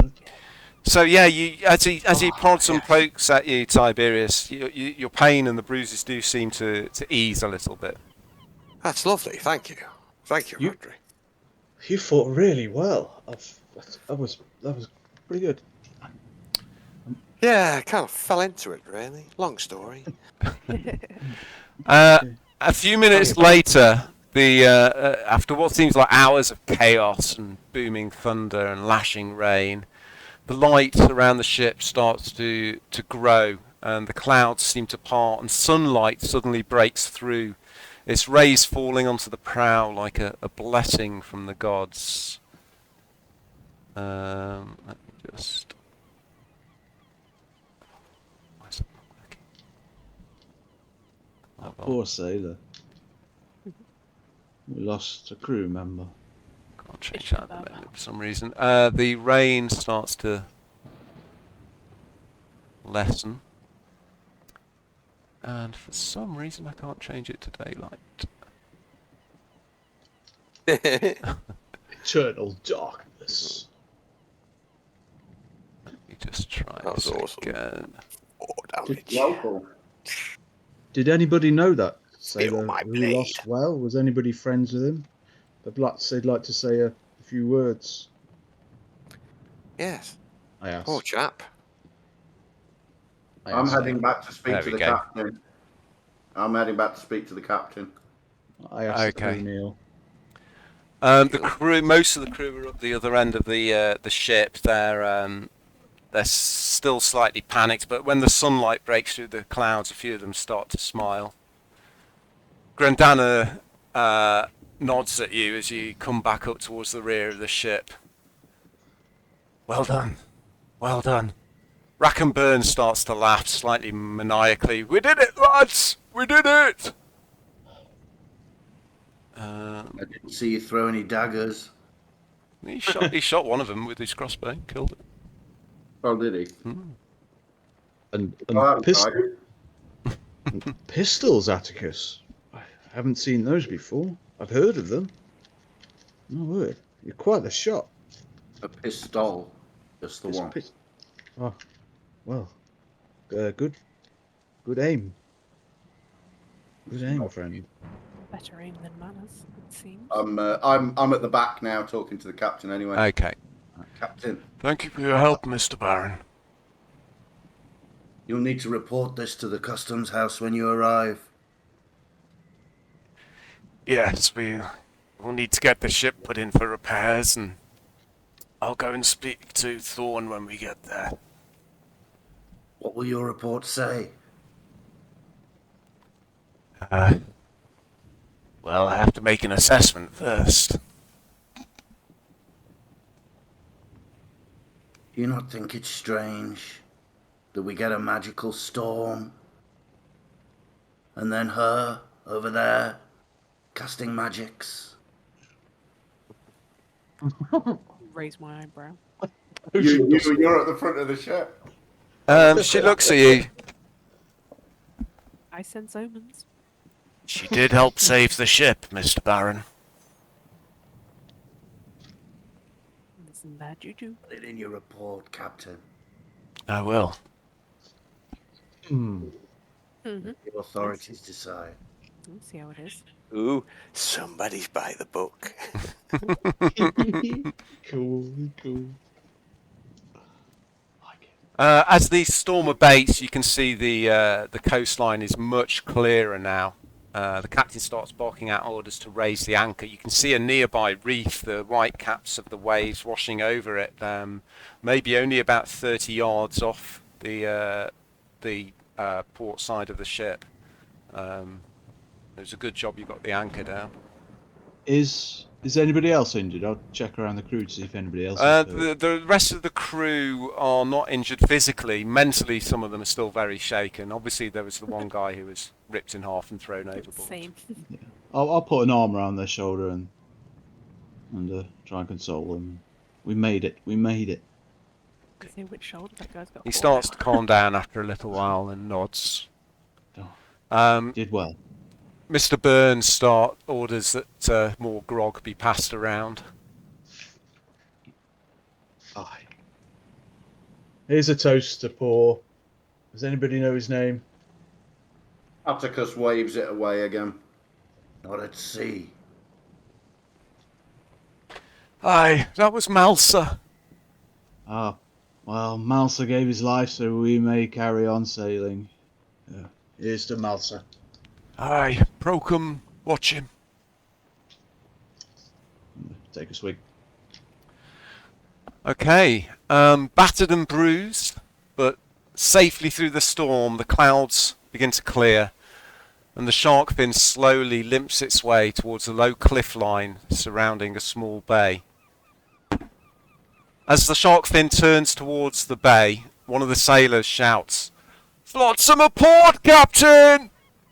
Several crew members run to the rails and peer over the sides, and then a rope and a boat hook are called for. After a few moments, a large sodden form is hauled aboard. There's no doubt in anyone's mind that it's a body. It doesn't appear to be the body of the sailor. It appears to be a different body. I'll rush over to it and see if there's any Yes. signs of life or... Intriguing, wherever it is on the ship.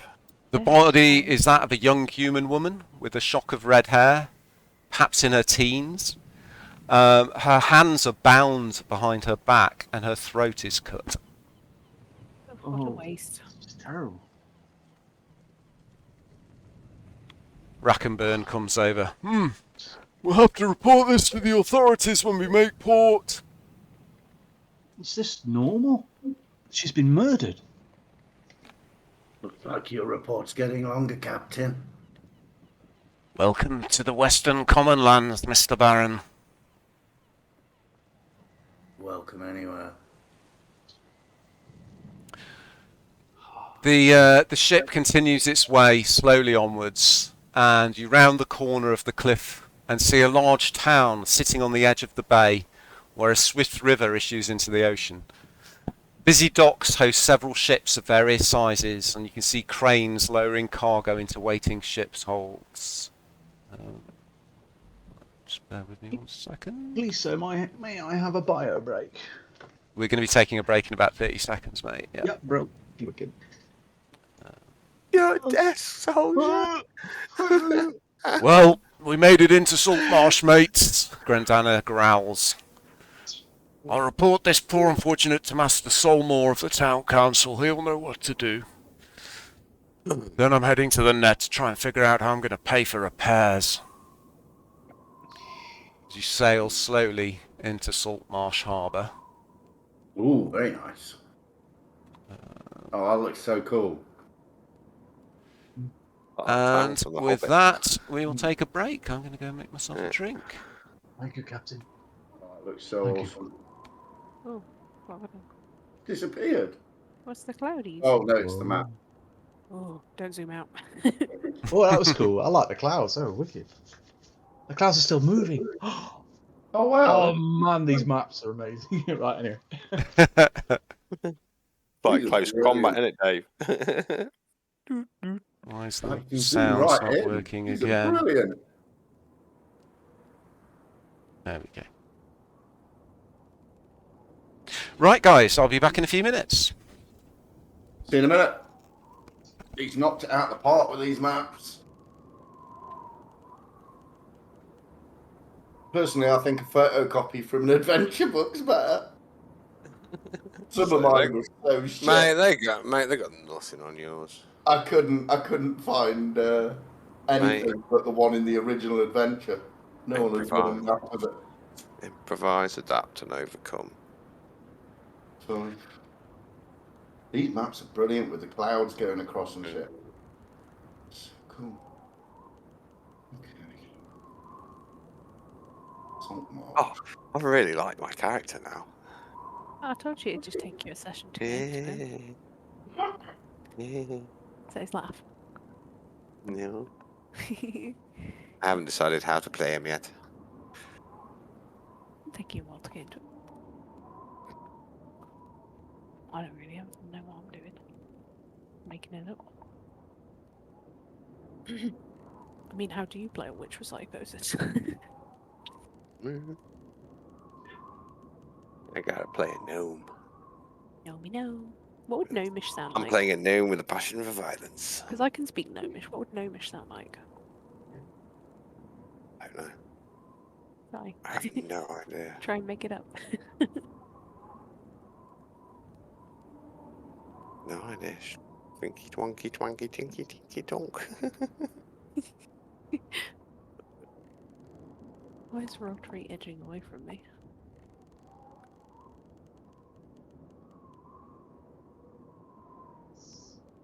You'll have to download EverQuest 2 again, Rich, and go to It's still installed. what was it called? The Gnome Village in EQ2. Steamfont. Oh yeah.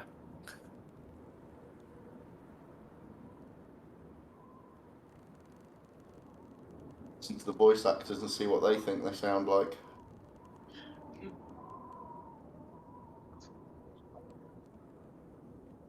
Good. Fighting. Saltmarsh looks very cool. Yeah, it looks pretty. Looks like a good place to start an adventure. Back. We need a drink, Rich. You what? Do you need a drink Yeah. before Neil gets back? Yeah.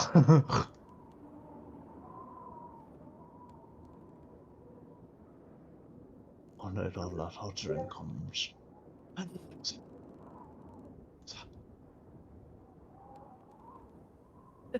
That's my favourite scene of that movie. I love it. We made it! We made it! Yeah.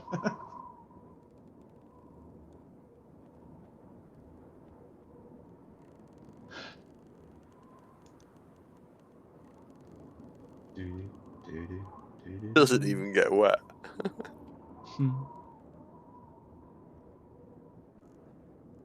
Okay, I am back. I are back. Come back, sir. On back.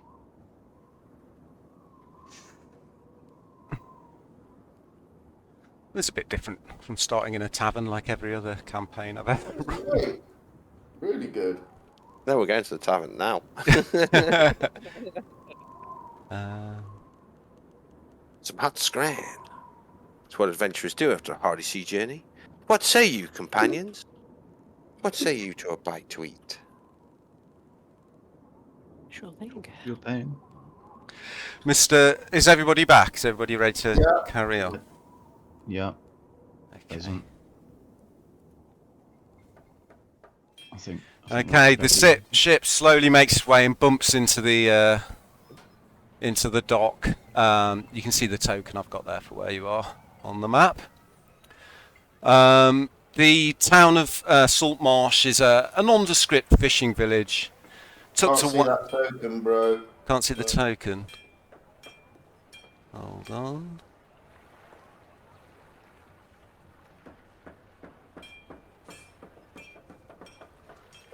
You can't see the D&D symbol. No, I can't. No. Hmm. Interesting. I wonder why that is. No, cannot. Okay, well, what we'll do then is we shall... Oops.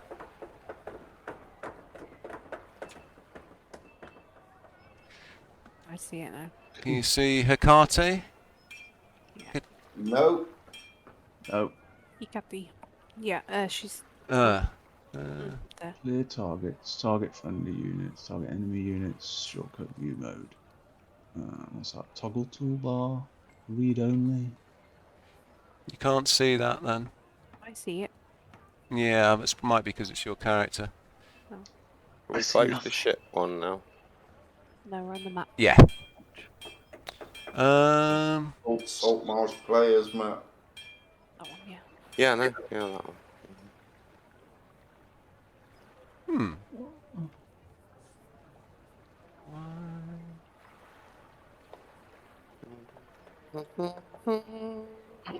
Why can't you see that? Let me try something else.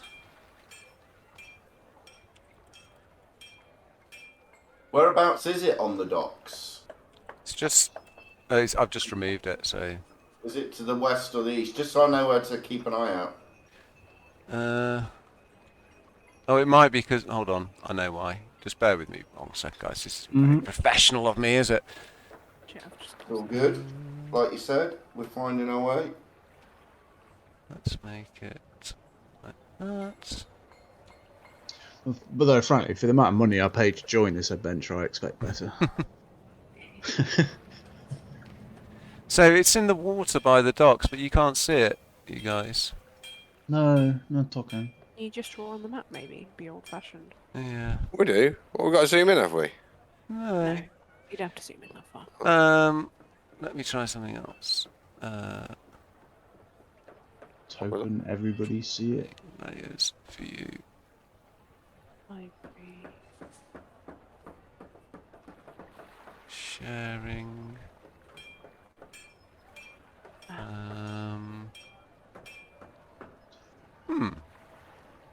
I'm gonna have to look this up, guys. I don't know why.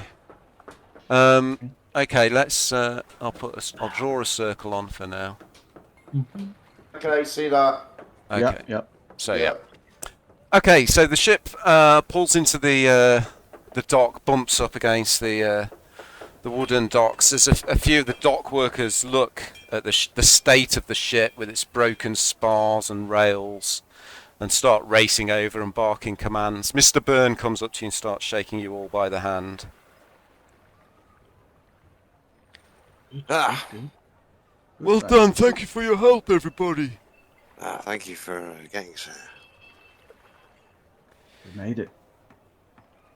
We made it. Thank you. Grandana and I will be staying at the Mariners Guild Hall if you need anything. Or we may be drinking at the Net. Or the Snapping Line. Oh, the snapping line, you say? Where's that?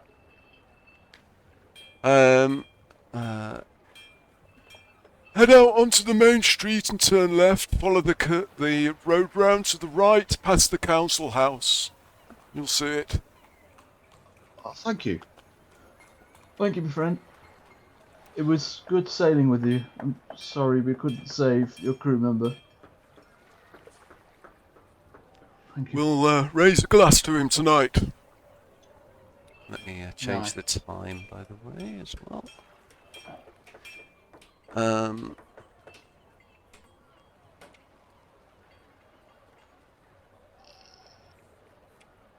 There we go. So, as you look out over the town, you see various dock workers. There's a strong smell of fish near where you are. You see several boats setting out, fishing boats setting out into the morning. It's a nondescript fishing village tucked away on the western coast of the Azure Sea, formerly a part of the Cerulean Empire. But as the Empire's benign neglect allowed piracy and banditry to flourish, Saltmarsh and similar towns kept to fishing, content to maintain a low profile.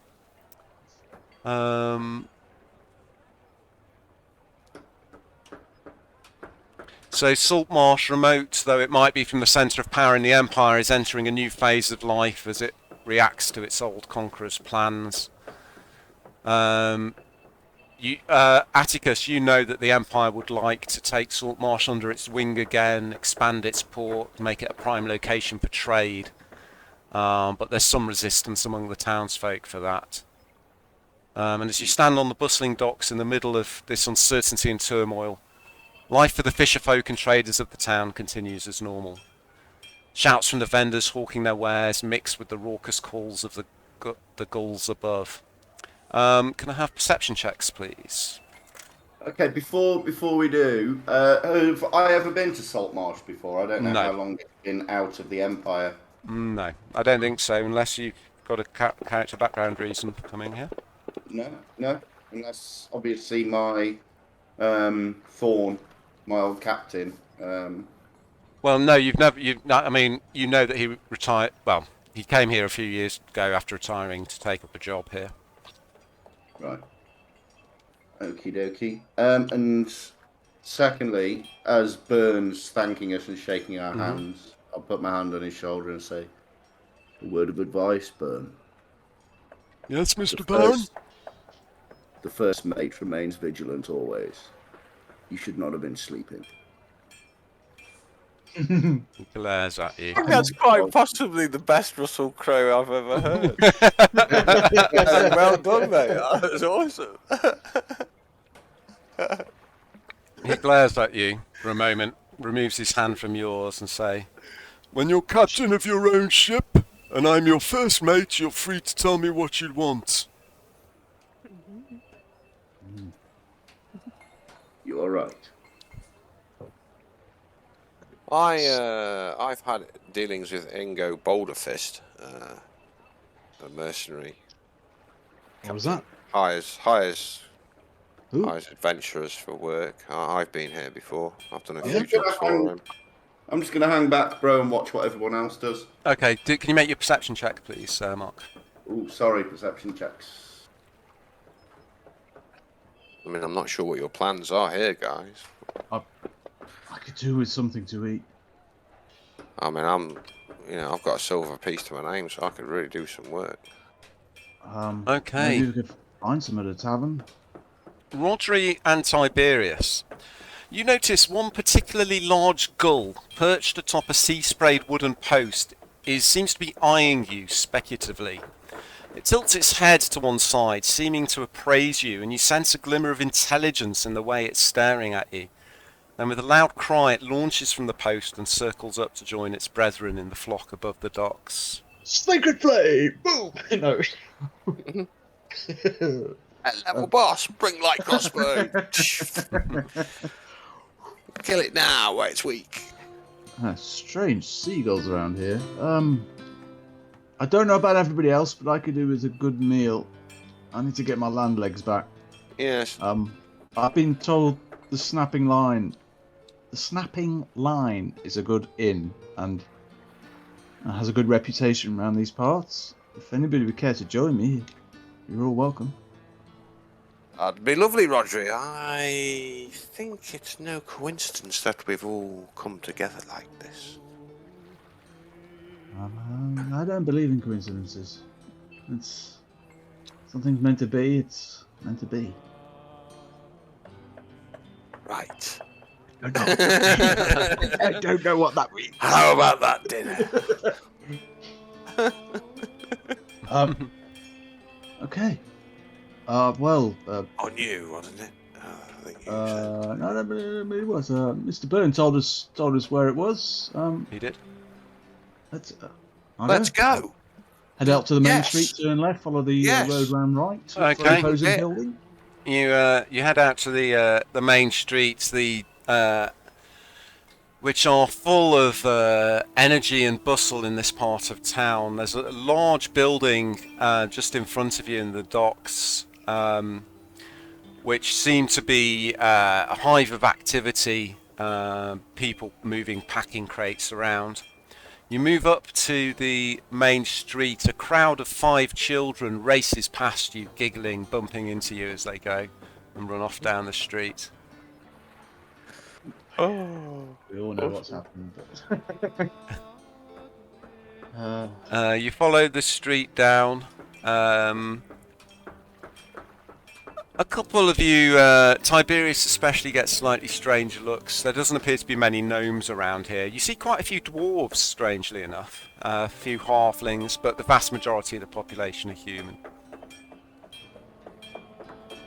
As you reach this corner, you see a huge mansion house sitting close to the docks, surrounded by well-maintained trees. Huge doors opening onto stone stairs that lead down to the street. Probably the council chambers. As you move up to here, on the right-hand side, you see a large brick building with the symbol of salt marsh hanging over the door. Probably the council chambers. I'll get it right sometime. Okay. Be the chambers of council.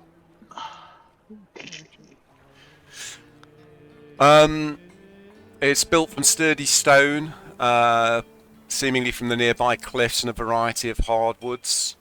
And a wooden sign depicts a net filled with fish hanging above the double doors.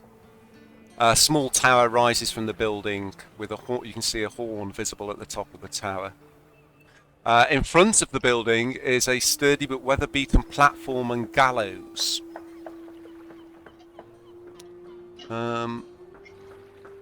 On the left-hand side, what day is it? It is God's Day. Okay. Is a large open market area, but the stalls all seem to be closed at the moment. The area contains many barrels, and there are lots of people sitting out on the barrels in a communal area enjoying their breakfast. Whoa. My stomach lets out a loud rumble. Just following on behind them, silent, watching. Okay. And then just past that, on the right-hand side, is a large inn and tavern. It seems to be built from the planks and hulls of half a dozen decommissioned fishing ships. But from the noise, it appears to be a busy and lively place, even at this time of the morning. Welcoming lights flood out from the windows, even though the smell of fish hangs heavy in the air. Is there a sign hung above the door? There is a sign hung above the door. It's a silhouette of a man with a small hat with a feather coming out the top, and he's holding a fishing rod in front of him. Oh, this must be it, friends. Time for a hearty meal. Let us I'll relax. step inside. Okay. Into the inn. Which inn was this? It was the The snapping line. snapping line. Okay, you head inside the inn. Its decor is predictably nautical in theme. The smell of fish hasn't quite ever been scrubbed from its walls. There seems to be quite a few people inside, even at this time of day. There's a large open area in front of you with steps leading down to it, with a small stage off to the side, and all around the edge of the open area is a small balcony area with seats and tables with various people sitting in there. Most of the people in the tavern at this time of the morning appear to be sailors and fisher type folk. There's a few people do take your interest. There's a young boy running around desperately carrying jugs and pots to different tables. He's got a massive straw-coloured curly hair, plump features, giving him an almost cherubic look. His cheeks are flushed bright red, but there seems to be an almost never-ending stream of snot running out of his left nostril. Sitting at one table across to the right-hand side, giggling with each other quite loudly, are a young gnomish woman. She's young and sprightly. She's gesticulating wildly as she talks and giggles. She's got curly blonde locks and a childish face with piercing blue eyes. She seems to be wearing quite a high-class jacket and scarves. And across the table from her is a very beautiful woman. However, she stands out from the rest of the crowd. She has long white hair and her skin is dark with a blue tinge. Her pointed ears mark her out, especially to you, Cat, as a drow elf. Unlike her agitated and constantly moving companion, she sits almost regally and confidently, smiling and nodding. Standing behind the bar, chatting to a couple of people, is a pretty young woman with a tanned complexion and long dark hair, wrapped up beneath a white headband. She's wearing relatively plain but neat apron and shawls. I guess we make our way to a vacant table. Okay, yeah, you can do that. Yeah, you make your way over to the table. The young boy spots you and rushes up to you after a moment. Let me give you a picture of him. Young boy.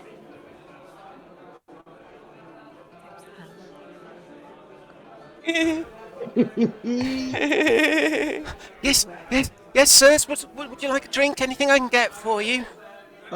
Could you tell me what's on the pot at the moment? What have you got? We would like a nice meal, please. Yes, we have some hunter's stew or some bread and cheese. Ooh, the hunter's stew sounds lovely. It's 2 copper for the hunter's stew. I'll take one of those. Tiberius, yes. Atticus, how about you?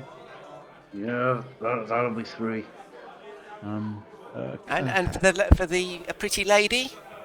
And make that 4, please, young gentleman. 4 hunter's stews. Right, you want anything to drink? He kind of wipes his sleeve, his dirty sleeve, across his nose, smearing the snot halfway up his cheek. Yeah, I'll go for a mead. Wow. You won't be pouring the drinks, will you? Oh, no, Miss Riss does that. Make that 2 meads, then. I'll just have an ale, thank you. And for you, sir? It's a bit early for me. He looks at you, Atticus, slightly nervously.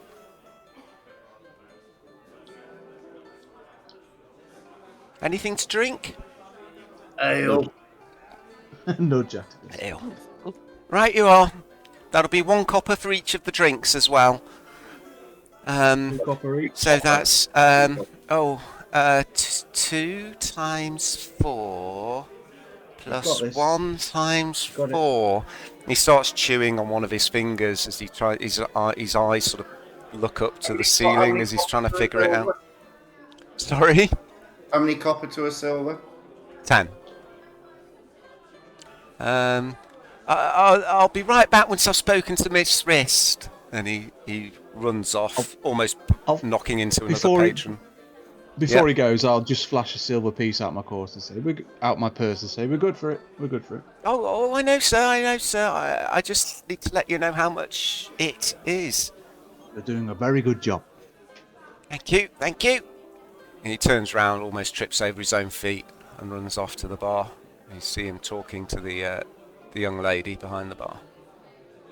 I'd like to just look around at the other, apart from the people who took my eye, see if there's anybody who would catch my eye that... Oh no. Behind the bar, maybe. Who's heading up behind the bar? There's a young serving girl behind the bar, and the other woman who I described with the long dark hair. He seems to be the one giving the orders and talking to Ham at the moment. Roger. Well, we made it by the skin of our teeth, friends. But what business have you got here in Saltmarsh then? I mean, I don't mean to be rude. Let's strike up a conversation. I'm looking for an old alchemist Oh, with potential knowledge on something that's very dear to me. are you in the trade yourself? Are you a brewer of potions? Not so much potions. I seem to have a knack with the magical arts, as you probably saw on deck.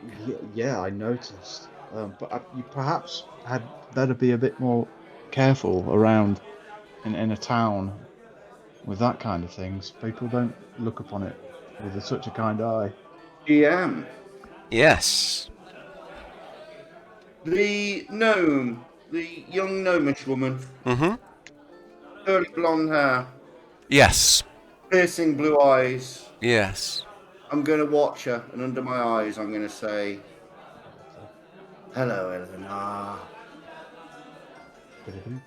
Well, she. I mean, if you say it under your breath, she can't hear you. But I know I'm saying it to myself. Okay. That's what she looks like. Let me see if I can find a picture of. Oops.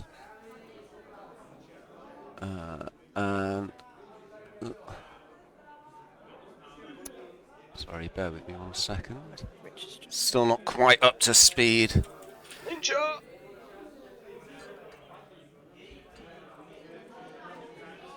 Huh. I thought I had an image of her, maybe I don't. Burned into my brain. Okay, yeah. Anyway, that's what she looks like. Yeah, I'm She's going quite to well dressed. mutter that under my breath, and then I'm going to stand up. Excuse me a minute. Oh, okay, Mr. Baron. Over to her. Okay. Just stand in front of her and look down at her. Okay, as you do, as you approach, she's animatedly talking to her dark elf friend. She's saying, and then Miss Primewater's given me permission to go to Seaton. I'm going to enter the competition. I can't believe it. He says I'm going to win, but I don't know. And her companion looks across the table at her. She says, "Oh, my dear, I think you will do wonderfully."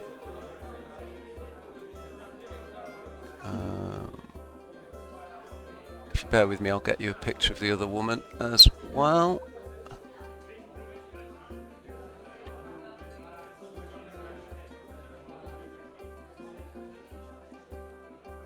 There we go.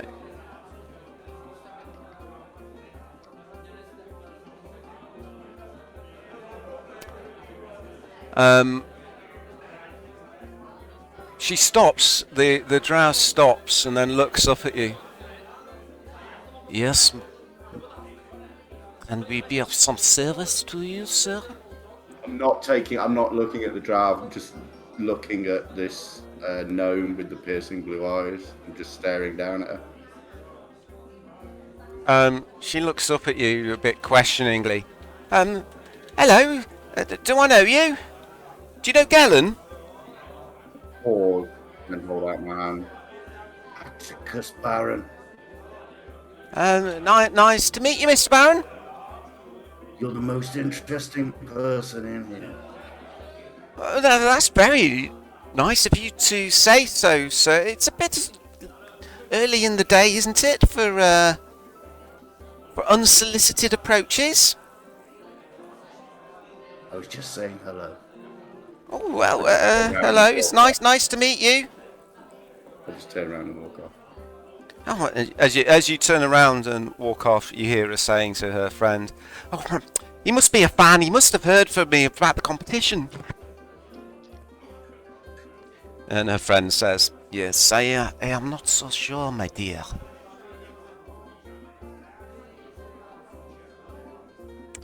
As you get back to the table, the young woman from behind the bar is bringing over a tray of your drinks.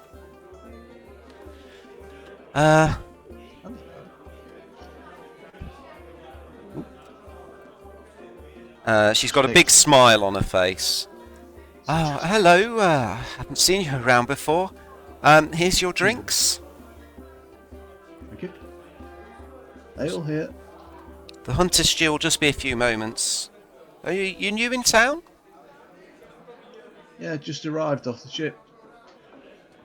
Oh, which Beaten one? Apple one. Oh, the Shark's Fin, was it? Oh, Grandana's ship. Oh, she comes in here for a drink sometimes. How is she? We barely made it. It's a terrible storm and... Yes, there was a storm last night, wasn't there? A little windswept, I would imagine, but she's fine.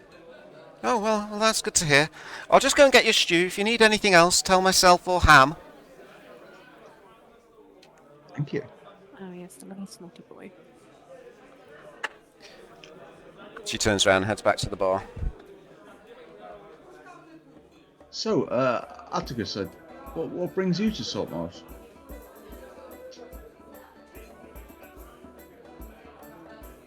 Sorry, mate. Go again.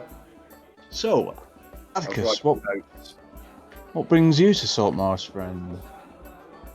I'm here to see an old friend. From your sailing days? Yes. Well, Captain. Oh. Has he got a ship, has he? No, he's now landbound. He's the head of the city guard. Oh, wow. Important person, then. He likes to think so. Go back a long way. 20 years. Wow. Maybe you got some tales. The young lady brings over a tray with 4 bowls. You see steam rising from the bowls. She lays them out in front of you with some wooden spoons. It looks like a hearty meal, commonly found in taverns throughout the land. Hunter's stew is a mixture of vegetables and whatever local meats are hunted in the area, deer or rabbit or something like that. But it's hot and it's filling and it smells good. Oh, that's nice. Oh, yes. Oh, Well, just you holler if you need anything else, my friends. That will be 12 copper for the drinks and the food. Oh, I'm not going to cross this off. I'll take the money out and hand it over. She pauses and she looks at you. Am I right in thinking you're new in town?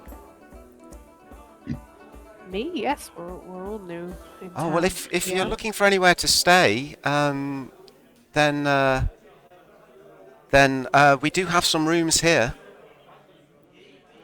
Very kind. How of much? you.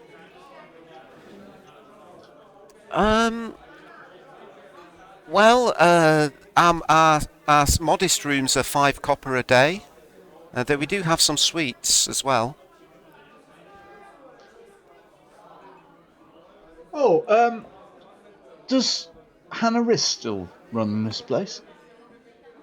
I'm Hannah, but you have me at a Oh God, yeah. disadvantage, sir. That was terrible. Oh, it's because it was spelled slightly wrong. My bad. Yeah. Oh, shit. I need to... Notes. Have we met? No,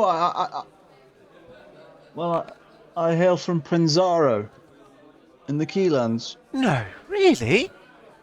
Oh, we've just had in fact, Grandana was bringing in some barley from the Keylands for us.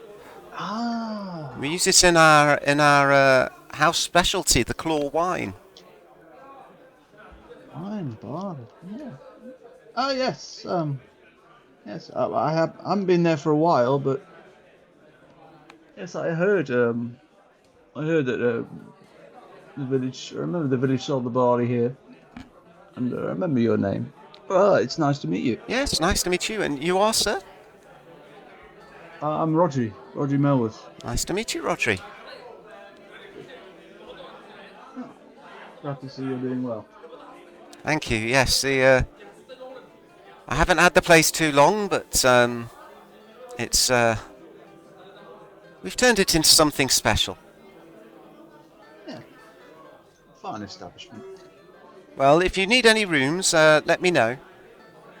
She winks at you and then picks up the tray and wanders back. Aye. Oh, hey. Aye. Ham wanders back over with another goblet of mead and he puts it on the table and then turns around to leave. Every time I look at that picture of him. So Who's there's that for, boy? Sorry, sir. Who's that for, boy? He counts you. 1, 2, 3, 4. 1, 2. Oh, I must have been mistaken. Sorry. He picks it up and wanders off again. Probably trying to get us to pay more than we ordered. It's hard to believe anyone of your charisma, Atticus, has friends. I don't have many friends. Aren't you here to meet an old friend? An old friend. I never said he was my friend now. Well, I suppose that makes sense. So the magics on the ship. What was that about? You have to be Raises an careful. eyebrow. These ports, they won't accept it. Not like they do on the open sea. Well, we were on the open sea and we were being attacked by sea monsters, so I suppose you could say one acted on instinct.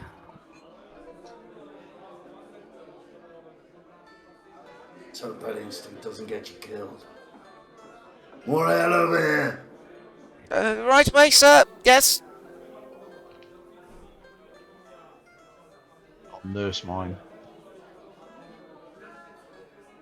Okay. Are you doing anything else? You're just enjoying the food and Yeah. spending some time. Okay. You've been there maybe an hour by the time you've finished the food. You're feeling much better for it. There's a slight commotion out the back, and then Ham runs out, looks round, sees you, and he runs over to you. Excuse me, sir. I've got something for you. And he puts a rolled up parchment on the table.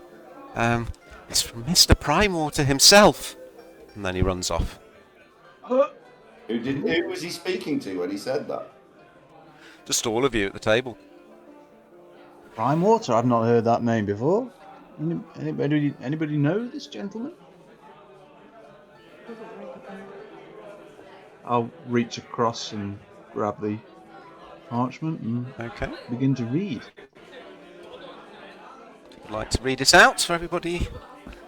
Ah, my dear friends, we have not yet met, so allow me the pleasure of an introduction in person. I feel that I already owe you some measure of thanks for the safe return of the good Captain Stormbreaker and her cargo. Additionally, I may have something that I think would be of interest to such fine people as yourselves. Please do me the honour of agreeing to meet me at my mansion house near the docks. Shall we say at the 8th striking of the bell this evening? please dress for dinner. Yours in service, Gellum Primewater, Councillor of Saltmarsh Town. Wow. Looks like work to me, Yes. and I need some coin. The councillor wants to speak to us. To show our faces. Yeah. I've dressed for dinner. I've only got the clothes I've got on me. Maybe it's time to spend some of that silver you won on the ship.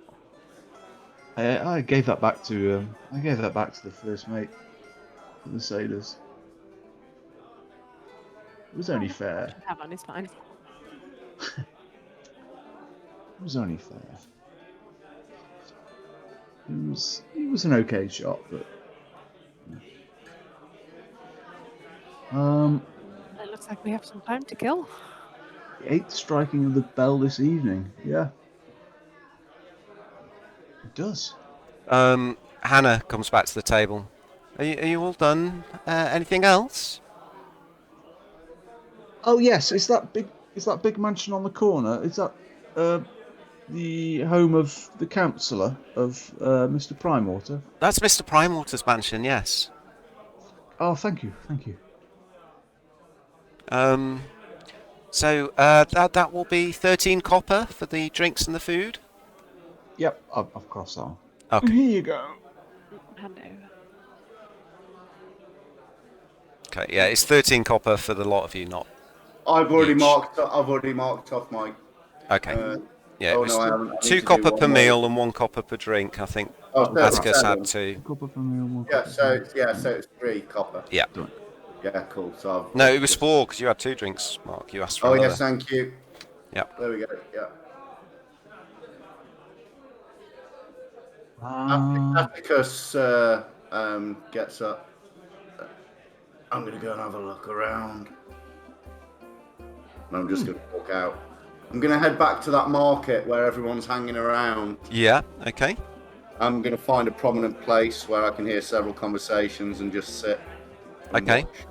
All right, so you sit down. There's a mixture of different people there. There's, like I say, there's quite a high proportion of dwarven folk. Most people are humans. There's a few kids. There's some kids playing ball. Looking across the river to the other side, you can see another marketplace on the far bank of the river, and that one does seem to have some open stalls and people attending them. Right. Okay. Do you hear anything interesting? How long are you staying there for? For about half an hour. Okay. So yeah, you pick up a bit of gossip. There's a couple sitting, and one of them saying, says, "Yeah, I've heard that Jack told me that in Bitterbloom Wood there's a coven of dryads. Apparently, they like to lure the men of Dewhallow to their doom." And as he says doom, he kind of makes speech marks with his fingers, and they start elbowing each other and giggling.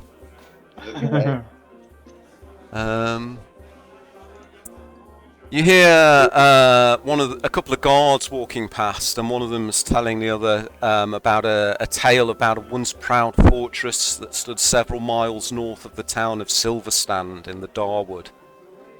Apparently this tower fell into the earth in an age long past, and little of it is now known, other than the occasional relic that's sold. And he found one for sale in the market last week. Okay. What's the name of the locations again? Sorry.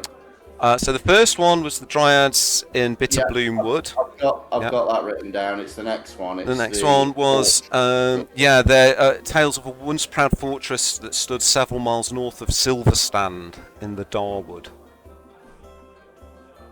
Silverstand. And there's one more. You hear an old fishwife talking to a group of her friends. They're sitting down, drinking some hot beverage. which is steaming out of some mugs that someone's brought out of the tavern for them. And she's saying, yeah, I couldn't believe it.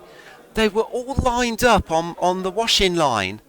At least 8 of the little blighters. And they were all staring at me and watching me as I was going to hang the washing out. Gave me the creeps, it did. Knicker snatcher. And one of the others says, oh, don't be silly, they're only blackbirds. Yeah, but have you ever seen blackbirds line up like that all together? Most strange it was. So the birds are watching the populace, just like that bird at the docks.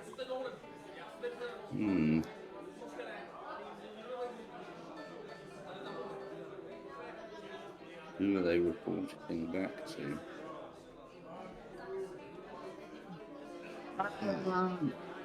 I'm going to stand up and say, I need to shop around and see if I can replenish, after looking after Tiberius, see if I can replenish my my salves and other stuff. I don't know if anybody else needs to go to find a market or something.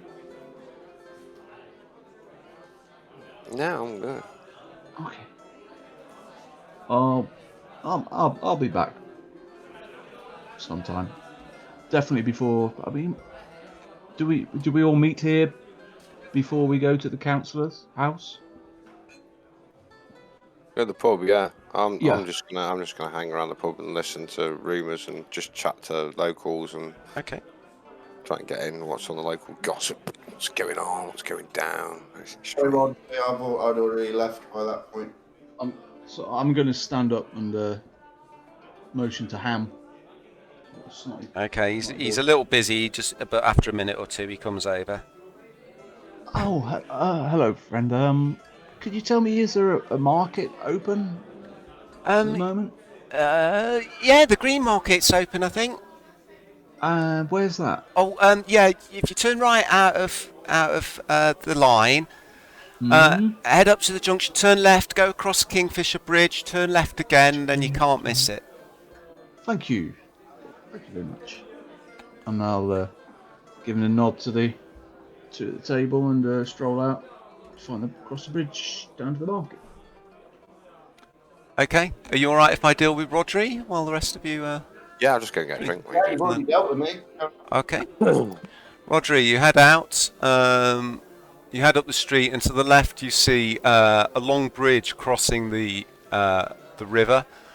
It has homes and tents all along its length. The foundations look extremely old, though they've been maintained and built upon over the years. And it's wide enough for laden carts to pass two abreast. As I'm going, my trained eye is constantly keeping watch for anybody who's in need of any healing services, anybody who's hurt or injured. There doesn't seem to be anyone. In fact, the mood around town seems quite good, and from what you can tell, what you pick up as you wander through, is that there was a good fishing haul the last couple of days, and that seems to have lifted the mood of the town. Very good, very good. No one needs any help. I'll continue across the bridge down to the market. Okay, you head over the bridge and head down to this area here on the map, on the west side of the river. There's a strip of open land covered in a large marketplace. Seems to be a variety of goods that aren't fish, salt or nautical wares, just general goods. It stretches among a dozen or so stalls, almost up to the bridge. There's a few goats bleating amongst the traders. You can see stalls selling eggs, cloth, plants, pots and other wares. There appears to be some kind of farm shop selling various produce. Any apothecaries or herbalists? Or there's a tent which has a stall set out with a variety of spinning tops, rocking horses, catapults, other wooden creations and toys. There's a small store with a small pen next to it with various farm animals in. There's a donkey, a couple of goats, a dog. There's a small ale tent. And the other stall you can see is a dark striped tent with a single opening. There's a sign outside that says, Madame Alenio, get your fortune read here. No healing supplies or anything. Look, it doesn't appear to be here, no. I'll wander up to the nearest storekeeper then. Okay. Pick one at random. Yeah, there's a young human woman in her late 20s who has a table with racks of eggs and some chunks of cheese and meat, some loaves of bread, some water skins, a couple of bottles of ale on there. Hello, my good woman. Oh, hello. What can I get for you? It's a lovely day, isn't it? It's beautiful. I understood the port has had a great catch recently. Yes. Apparently it was a good catch yesterday. The town's doing well. Good. That is very good. How much is your bread? That'll be 1 copper per loaf. I was wondering also, does the town have a healer or a herbalist anywhere? I need to stock up on my supplies. Let me have a think. Herbs. You could try the pet shop. The veterinary might have some herbs. What else? Winston's store. That's at the far side of town, over near the graveyard. I mean, you could try the churchyard. To be honest, if you want to know anything about the town, I'd go and see the scholar. The who? The scholar, old Crag. Crag the scholar. Where's he to be found? He'll be in the graveyard behind the church. Oh, thank you very much. Good day to you. And to you. Good day to you. I'll wander back across the bridge back into the snapping Okay, line. as you're about to leave, the bead curtain at the entrance to the fortune teller's tent opens and a young woman comes out. She's obviously been crying. She's wearing a black dress with a black veil in front of her face, which she pulls down as she comes out to hide her tears. Does she go past me? Does she? She does. Are you okay? Can I help? No, I'm good. I've just been to see old Mam. Oh, was the news that bad? No, I lost my husband recently. That's all, and she was able to put my mind at rest about a few things. I'm glad. Glad for you. My condolences on your. Thank you. On your loss. Terrible. Good day. She hurries off. Oosh. Awkward. I'll make my way back to the snapping line then. Okay. Right. Is Tiberius back? Yeah. Right, Tiberius. You were trying to pick up some rumours and things. Chat to a few of the locals, yeah? Yeah. Okay, just bear with me 1 second.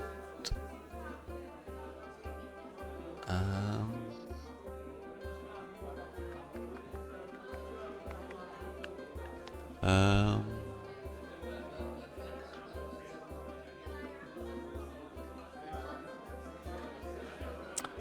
we are.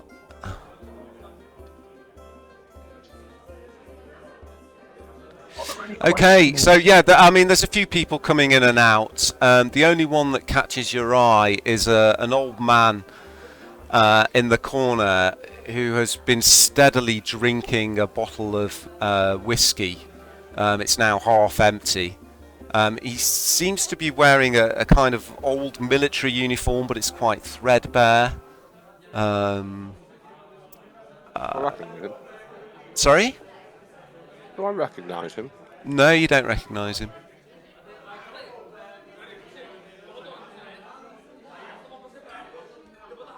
All over to him. Okay. Greetings, friend. Hello. So, where can a gnome find work around here? Well, my friend, that depends what kind of work you really like and what you're after, doesn't it? Yes. What are you in the market for?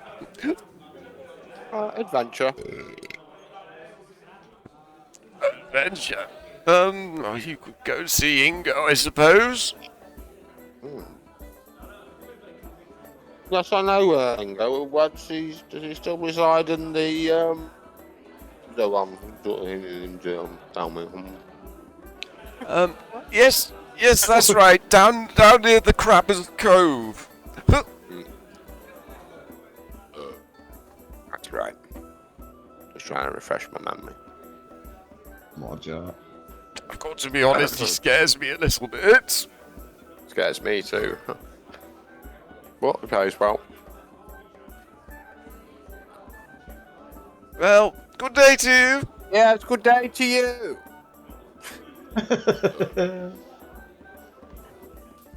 Okay, yeah, so let's see if you pick up anything else. So yeah, you pick up another couple of rumours as you wander through the tavern chatting to people. There's rumours that harpies have been attacking travellers along the road, the Great North Road, in the Burl Hills.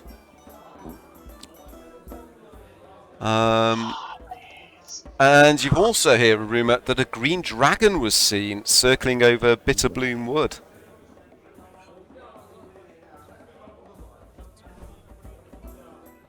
I have memories of green dragons. I have Yep. memories. Would that be on the map? This map? On the big map. Is this somewhere close on this map? You're not sure where Bitterbloom Wood is. Okay.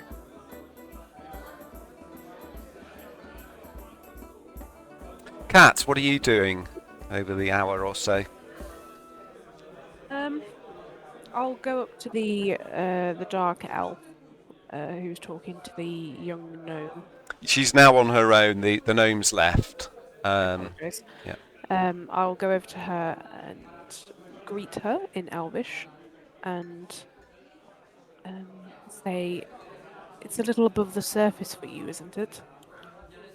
She looks at you. Her eyes widen slightly, and then a slight smile appears at the corner of her mouth. She speaks back to you in Elvish. My, this is most unusual. To see a Grugak out here. Please, my dear, have a seat. I'll take a seat. I'm looking for an old alchemist by the name of Avonti Hemsh. I think I'm saying that right. Avanti Hemsh. Oh, my dear, I'm afraid you're a little late. The old alchemist, he's long dead. His old mansion is a few miles east of the town. But I would not go there if I were you. It is haunted. Well, ghosts don't always have bad things to offer. As you say. What are you doing here, so far from the woodlands? Looking for answers, hopefully. You do not look like a normal Grugak. If you do not mind me saying, Miss. Hikati Nord. Hakati. I am Kiona Kesta. Nice to meet you. She nods. So, we are two elves, far from our homeland, meeting in a tavern. This is very strange. But for me, I have been living here for many years. And what brings you to Saltmarsh? Ah, my father. Well, not my real father, of course. That would be most strange. I have been here my whole life. My adoptive father brought me here when I was a baby. He found me in the wilderness and rescued me. Well, I wish everyone was as lucky as you. It is true that when I was first here, the people of the town did not like my presence, but now I feel they would do anything for me. And what about anything for a fellow elf? I fear that if they recognize you as a Grugak, you would find an unfriendly welcome. But as I said, your skin is much paler than is normal. Yes, it does work in my favour in many Uh, village you will towns. find some people here still have memories passed down from the war. Elves are not universally welcomed. Well, I have a few tricks up my sleeve. I think I'm used to looking after myself by now. Is there any knowledge you can offer me in regards to Saltmarsh and surrounding areas that may aid me on my quest for information? If it is information you are after, you could talk to the scholar, or you could talk to Master Kaladek. Where might I find him? Master Kaladek lives in the Sage's Tower, on the cliffs on the west side of town. Thank you. You've been most helpful. She nods. It was a most unusual pleasure to meet you. And you. And I will get up and return to my group. Okay, so you all start to regather. It's early afternoon. Yes. I would like to head over to the church. Okay, just a time check. What time are people okay to play till tonight? It's about just before 10 now. So About half 10. Yeah. is that okay? Okay. Any time for me. 10:30. Cool. Just Okay. go, mate, and then any time around it, you know, Okay. whenever you feel fit to. Okay. So Rodri's going to head to the church. What's everyone else going to do for the afternoon? I'll go to the church with Rodri. Okay. Where are you going? I've been told that I might be able to find what I'm after at the church at the other end of the town. I need some healing supplies. I used some up. Is that gnome still in there, Neil? No, she's gone. Okay, sorry, you were saying, Dave, I interrupted you. Yes, sorry. I used some of my supplies up on Tiberius, so I'm looking to restock, but couldn't find anything at the market, and then pointed me in the direction of the church. Yes. And there's an interesting fellow by the name of Crag, a scholar near the graveyard. If you need any information, apparently he knows everything around town. Well, see what he's got to say. Yeah, indeed. Okay. And just to check, what's Tiberius and Kat's going to do for the rest of the afternoon? I am going to go and see my old acquaintance Ingo Boulderfist and see if he has any work for me. Because he's pretty concrete, so I know I'm desperate for work at the minute. I don't have much money, so I've got to find some work. Okay. I will go and see the scholar regarding Hemsh to see if I can gather any information about his. When you say this, do you mean the scholar or do you mean Kaladek? Kaladek. Okay. All right. So let's deal with the church first then. So Rodri and Atticus. So you head out back onto the main street of town and head east. You get directions. Follow it round. Where's the church? Let me tell you what you pass on the way. Just here, on the right-hand side, there's a sprawling mansion house sitting in neat gardens. It's had new constructions and expansions added in recent years.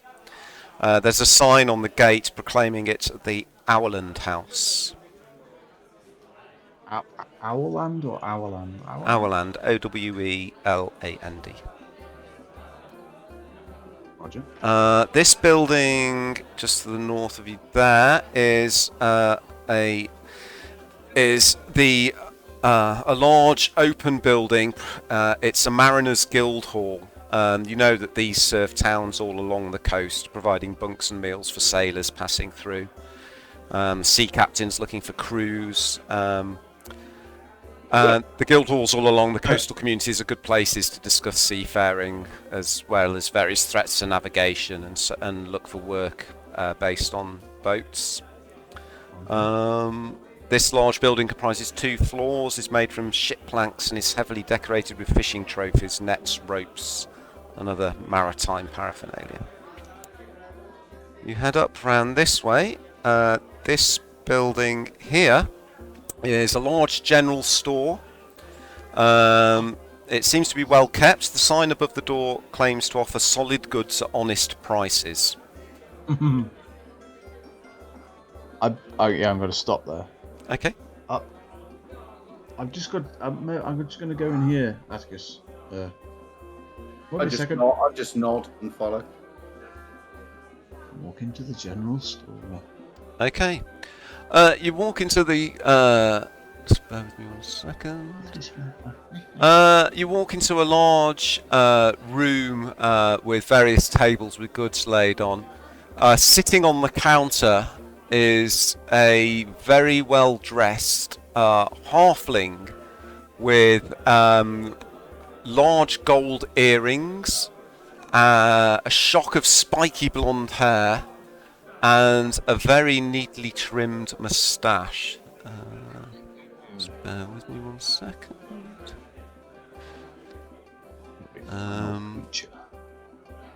Very proud creature.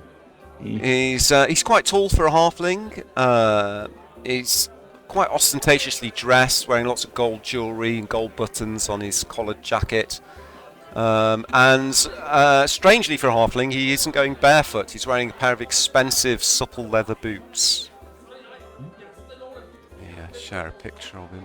Whoops, what happened there? There we go. Some good wart. Rick Mail. Flash by name, flash by nature. All right, gents, come in. What can Winston do for you? Good day. I was wondering if you had any healing supplies, any healing kits or anything I'm after. Oh yes, only the very best healing kits at Winston's. Honest, solid goods at honest prices, my friend. Oh, honest prices are exactly what I'm after. How many are you looking for? I don't know. How much are you selling them for? 6 silver pieces a go. Holy moly. Oh, I'm afraid that's a little bit too steep for me, I'm afraid. Well, if you want the best, you got to pay for the rest. Yes, indeed. That is a very good catch line. Well, thank you. At least I know how much money I have to gather before. Anything else I can interest you in? No, that was it. I was just after healing supplies. Well, thank you, friend. Whilst they're talking, I'm just going to have a look around the store. Are there any weapons there? There's some arrows, some crossbow bolts. There's a couple of daggers and darts. Small hand axe. There's no sort of martial weapons or anything like that. Miner's pick. A couple of staffs. There's a stick. No worries. I'll just stand silent then, waiting for. Okay. Oh dear. Rodri to. Yeah, I'll come back out and to say to Atticus. So maybe I got one last try. Maybe the church will be cheaper. Maybe. Okay, Maybe. just almost next to Winston's store is a large stone building which stands apart from the rest of the town. It's a large temple hung with old fishing nets and lobster baskets. There's small bowls at the door which contain different maritime provender offered by the town's populace in honour of the sea god Procan. Good. I'll push open the door and walk inside. Okay. Okay, the double doors open into a very large central room with very tall walls and blue stained glass high up in the walls. The light shining in, shining through the. Oh, I don't know why I've still got this music playing. Let me turn this off. I like it. There we go. The light shining in through the slightly twisted glass kind of ripples and almost gives the room a kind of blue, almost an underwater tint to it. There's several rows of pews leading down to a large altar at the front, and at the back of the building, sorry. And at the front there's a large statue of a tall man wielding a trident. Could I try a bit of a religion roll? How would you greet a clergy of said faith? Yeah.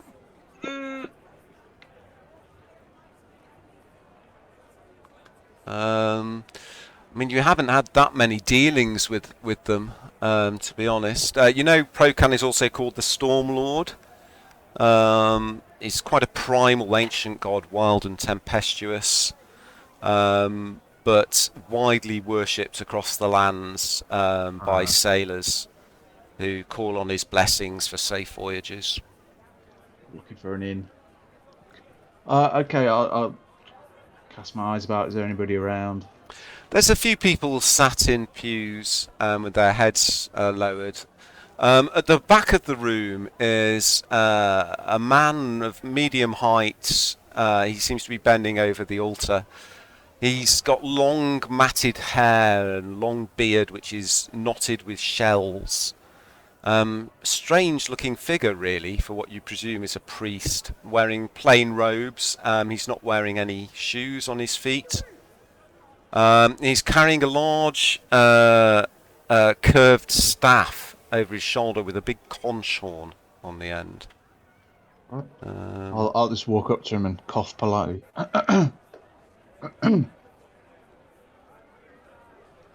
Excuse Yes. He turns to look at you. There's a slight glint in his eyes. Yes. me? Welcome to the Storm Lord's house, sirs. How can I help? Greetings to you. I've been all over town looking for somebody who could supply me with healing supplies and healing kits, and so far they've been out of my price range, or they just haven't had any. And Oh, well, yeah, we certainly keep some of those. We keep them on hand in case there's any trouble at sea. oh god, trouble at sea. Yeah, we had a bit of trouble at sea. Oh, Sea really? devils. Everyone, sea devils. Oh, Yes, horrible, nasty things. And a terrible a storm with violet lightning.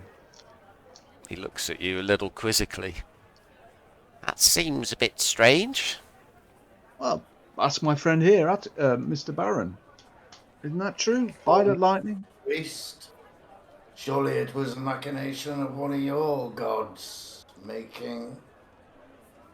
Oh no, I wouldn't have thought the Storm Lord would be involved in anything like that. Oh, well, anyway, I was wondering if I could perhaps purchase some of your medical supplies. Yes, we have a few spare. A donation of 5 silver pieces. Damn it. Another dead end. No, did it. Oh, well, thank you. How much do you have, Roderick?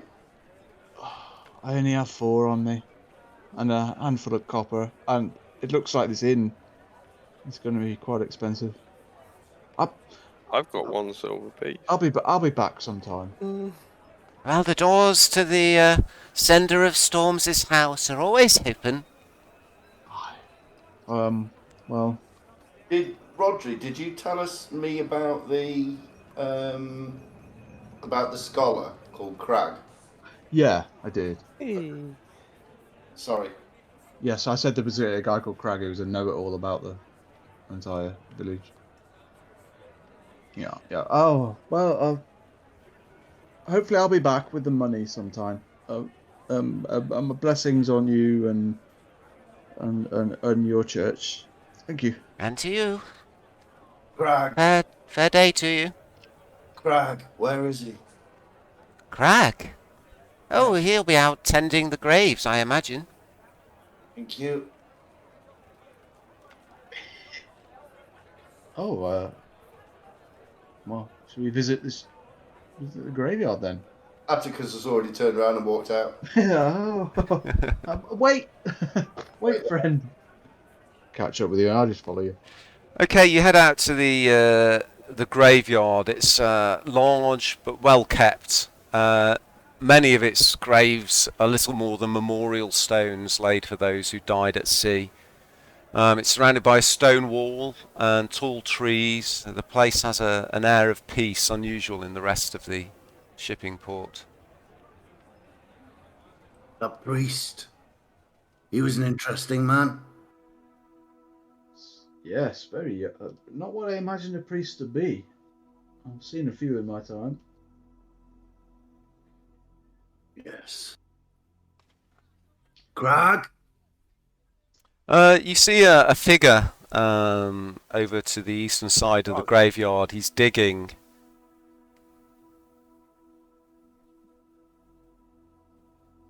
I just stand by. Go over that. Okay, well, what you see as you get approach is a short half-orc, stocky, well-built, but wearing a tall black velvet top hat and a black velvet overcoat to match. The coat and the buckles of his shoes shine brightly, though much of his clothing's tattered and covered with mud stains. His skin's ochre in colour, and he has teeth that jut up from his bottom jaw that are slightly yellowed.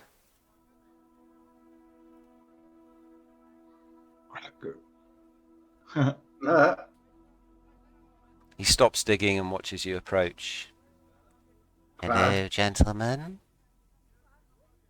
I'm Atticus. This is Rodri. And I am Crag. What brings you to Crag's domain? My friend here says you know things.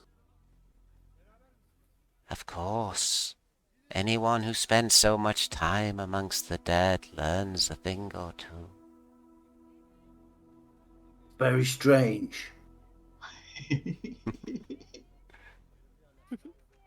What is it you wish to know? Perhaps I can help. A young gnomish woman with piercing blue eyes and curly blonde hair. Oh, yes. Tell me what you know of her. That would I'll give be you a coin. Belisa. Elisa, you say? Yes, she is a cook. She works for Gallon Prime Water.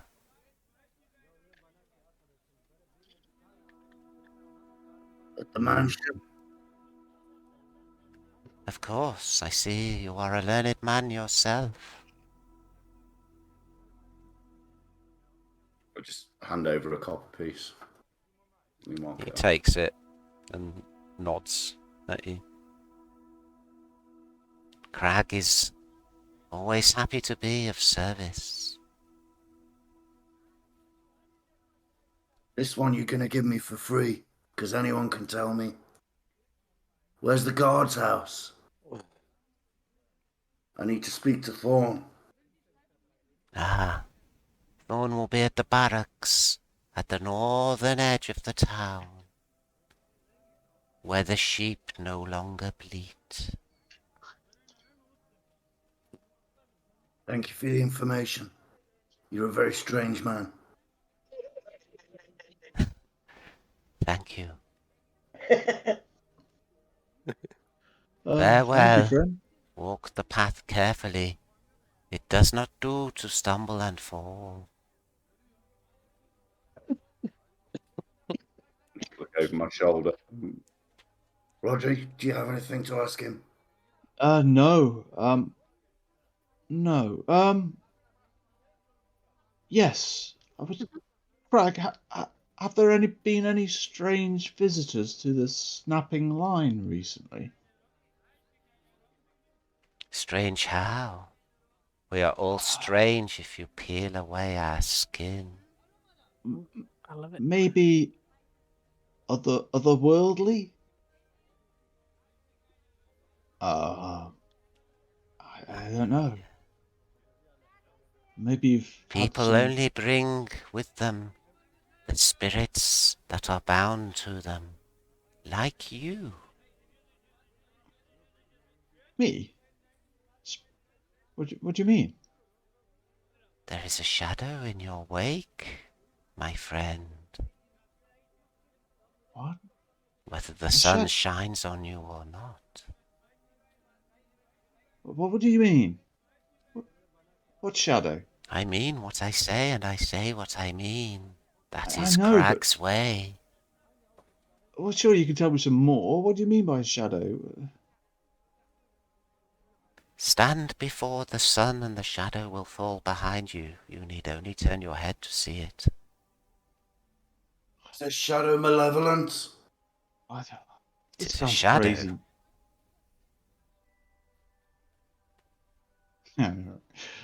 Is the shadow malevolent?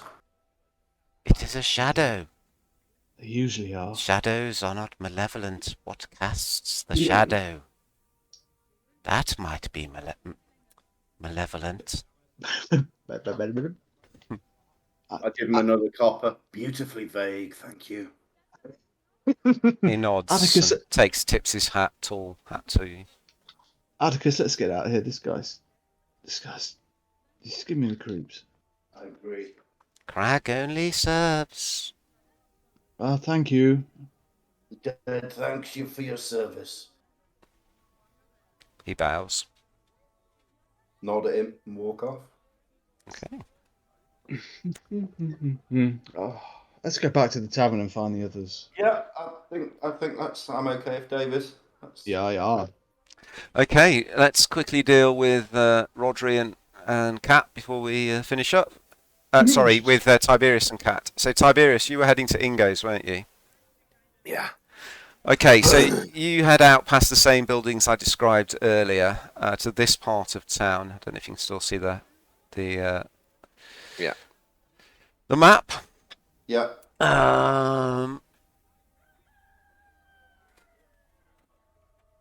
It's quieter out at this part of town. Looking past his house, you can see a large wooden building from which banging noises are coming. Beyond that, there's a row of derelict buildings down towards the beach. But you know this small stone house. Is this right? Yeah. Sitting next to the mouth of the river before it opens out into the Azure Sea. There's a large single-masted ship rocking gently next to a small dock. A sign outside the door reads, "The Drover, Guards and Mercenaries." And you see a figure sitting on the dock, fishing. I'll narrow my eyes. Does the figure? Yes, it's a familiar figure. You know him as Ingo Boulderfist, tall, upright, confident. You know he has a long scar running from the right side of his mouth, many earrings, normally paired with bruises from a recent fight. He's got a very intimidating stare, as you know from experience, and as he also knows.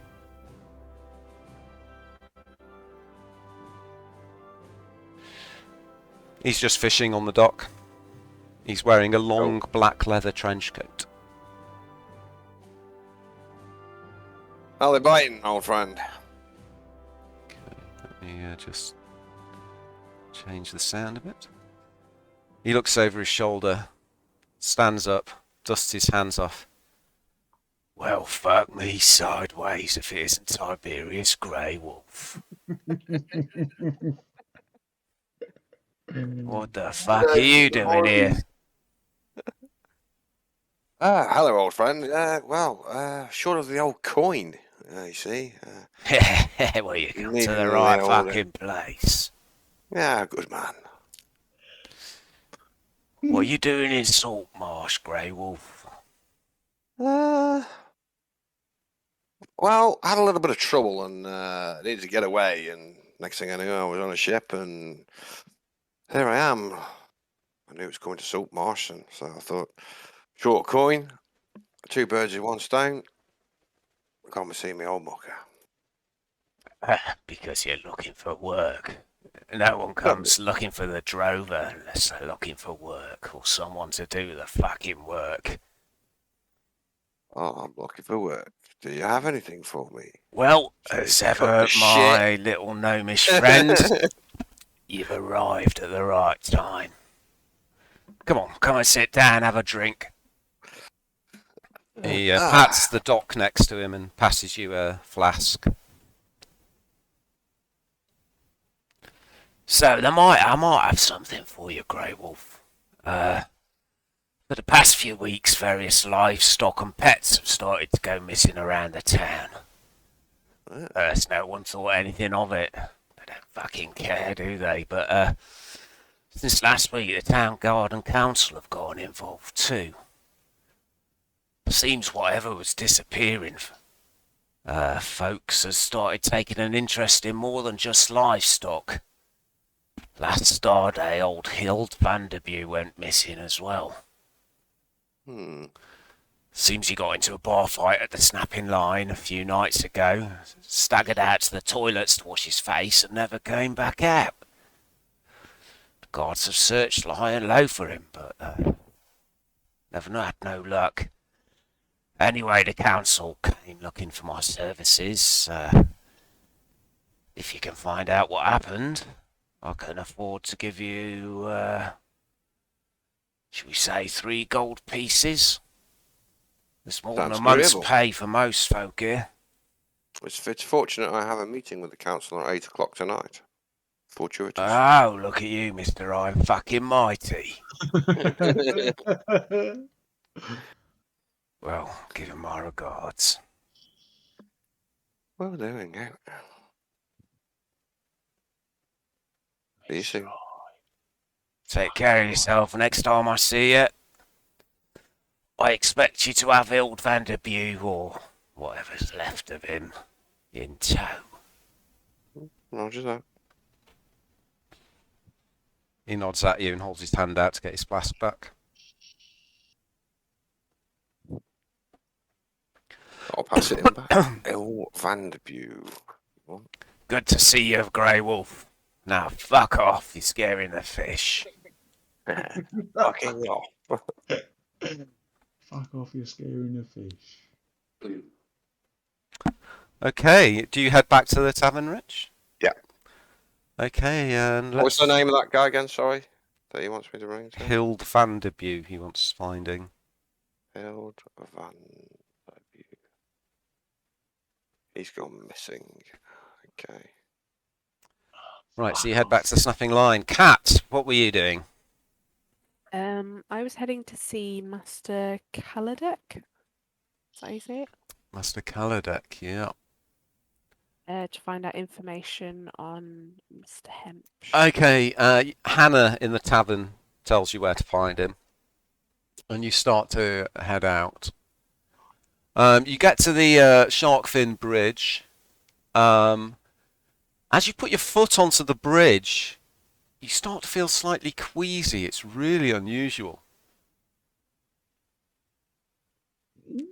You manage to cross the bridge, and as soon as you step foot off the other end, the feeling leaves you. Okay. But there's just an odd sense when you walked over that bridge. You, on the far side of the bridge, you head north as you were told. As you get to this building on the left-hand side, you find a large brick and wood tavern which has a wicker goat hanging from a post outside the entrance. It's slightly charred and deteriorated, but an unusual sight. As you carry on past that, on the right-hand side, built on a low hill, is the jail and barracks, a very large stone building. But you carry on following the directions you were given, up onto the cliffs on the west side of town. Here you pass, tucked away on the edge of the town and overlooking the sea, a large house. It looks well kept with a large, well-tended garden. It seems to be quite new, newer than many of the buildings in the town. And you head down to here, where you find a large 3-story tower, by far the tallest building in town. Larger at the bottom than the top. It reaches up and it's slightly twisted as it climbs. Various chimneys issue forth from the building at varying heights, smoke pouring from several of them. Okay. There's a small vegetable garden outside the front. I'll knock and see if anyone answers. If not, I'll let myself in. Okay, you knock, and after a moment you hear a sound from inside. The door is flung open, and there's an incredibly tall man, about 7 feet in height, standing there.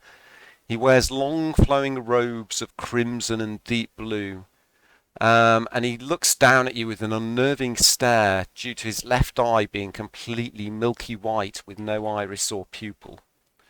He's got a long greying beard fashioned into 2 draping horns that sits on his chest, beneath a weathered, dusky face, and a bright red turban of silk topping his head. Which? God, he's an imposing looking guy. Yes, isn't he? Yes. Good day, sir. My name is Hecate Norwood, and I'm here looking for information on Avanti Hemsh. And what brings you to the door of Kelledek the Unspoken? What I just said. He chuckles to himself. Very well. Come in, my dear. He leads you into a small wooden floored lounge area with some comfy seats around the wall and a small kitchen area to the side. Would you care for some tea? I do have some Antarian. I know you elves like that stuff. Yes, that will be pleasant, thank you. But I must really get to the purpose of my visit. Avanti Hemsh, I assumed he was alive when I arrived at Saltmarsh. I'm told this is not the case. I need to know whether his records or archives are anywhere in the town that I can get access to them. Hemsh. You mean the gnome, the alchemist? Yes, yes. Yes, he passed several years ago. He lived in the old mansion on the east side of the town. But it's abandoned now. Not a pleasant place. So I'm told.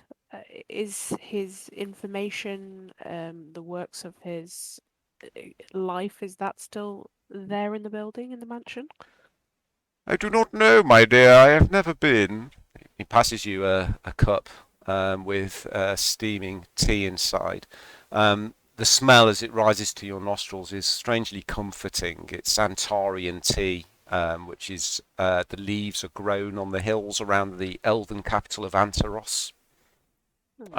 It's quite expensive on this side of the sea. Nice. Yes. I do not know. I have not ventured to the old Hemsh mansion myself. But if you find any scrolls or items of a scholarly interest, I may be willing to pay you for them if you travel there. Well, I will bear that in mind when I go and have a look for the information. Do you know anyone that can help me regarding this? Any information about the mansion that I should be aware of? If you ask most of the townsfolk about the mansion, they will tell you to steer well clear. Rumors abound that it is haunted. He kind of waggles his eyebrows as he says that. But of course it is superstitious nonsense. The gnome, I have heard, was a most scholarly fellow. His family lived there with him. The place has been broken into and robbed many times. I do not think you will find anything there, but on the off chance you do, anything of a scholarly nature may be of some worth to me. Well, I will bear that in mind. Thank you very much for your help. I will continue my search for information elsewhere, as I believe I'm not getting very far. But I appreciate your help. You are moving forwards, my young dear.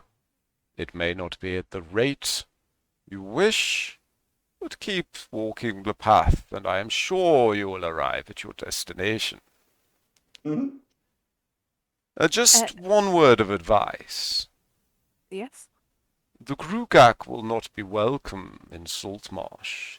Keep your true heritage hidden. Yes, so I'm told. Fortunately, we're not welcome in many places, so I'm quite used to that by now, but I appreciate your words of warning. Before I go, is there anything you can tell me about that oddly precarious bridge that I crossed to get here?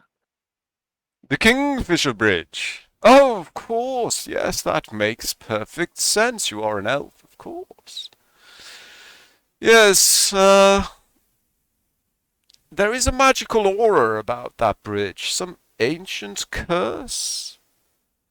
It may have been placed there during the war to try and hold back the encroaching elven armies. But I think you have nothing to fear from it except a slightly uncomfortable feeling. It won't do you any real harm. Ooh. Hmm. Still, I will avoid it at all costs. Thank you very much for your help, Keladak. You're welcome, my dear. I hope I shall cross your path again. You may see me wandering the town from time to time. I'm sure. Good day, sir. Good day. I will let myself out. Okay. He bows low, takes your teacup back. It pulled. I'm keeping the cup. Keeping the tea. Fuck off, my cup. And are you heading back to the tavern? Yes, yeah. Okay. So you all meet back up at the tavern. It's getting late on in the afternoon now, and you start to make your preparations, I presume, to visit the Primewater Mansion, Yeah. if that is indeed your plan. Yeah. And you sit down and you relate your findings of the day. And with that, you level up to level 2. And Oh we my shall leave God. the session there.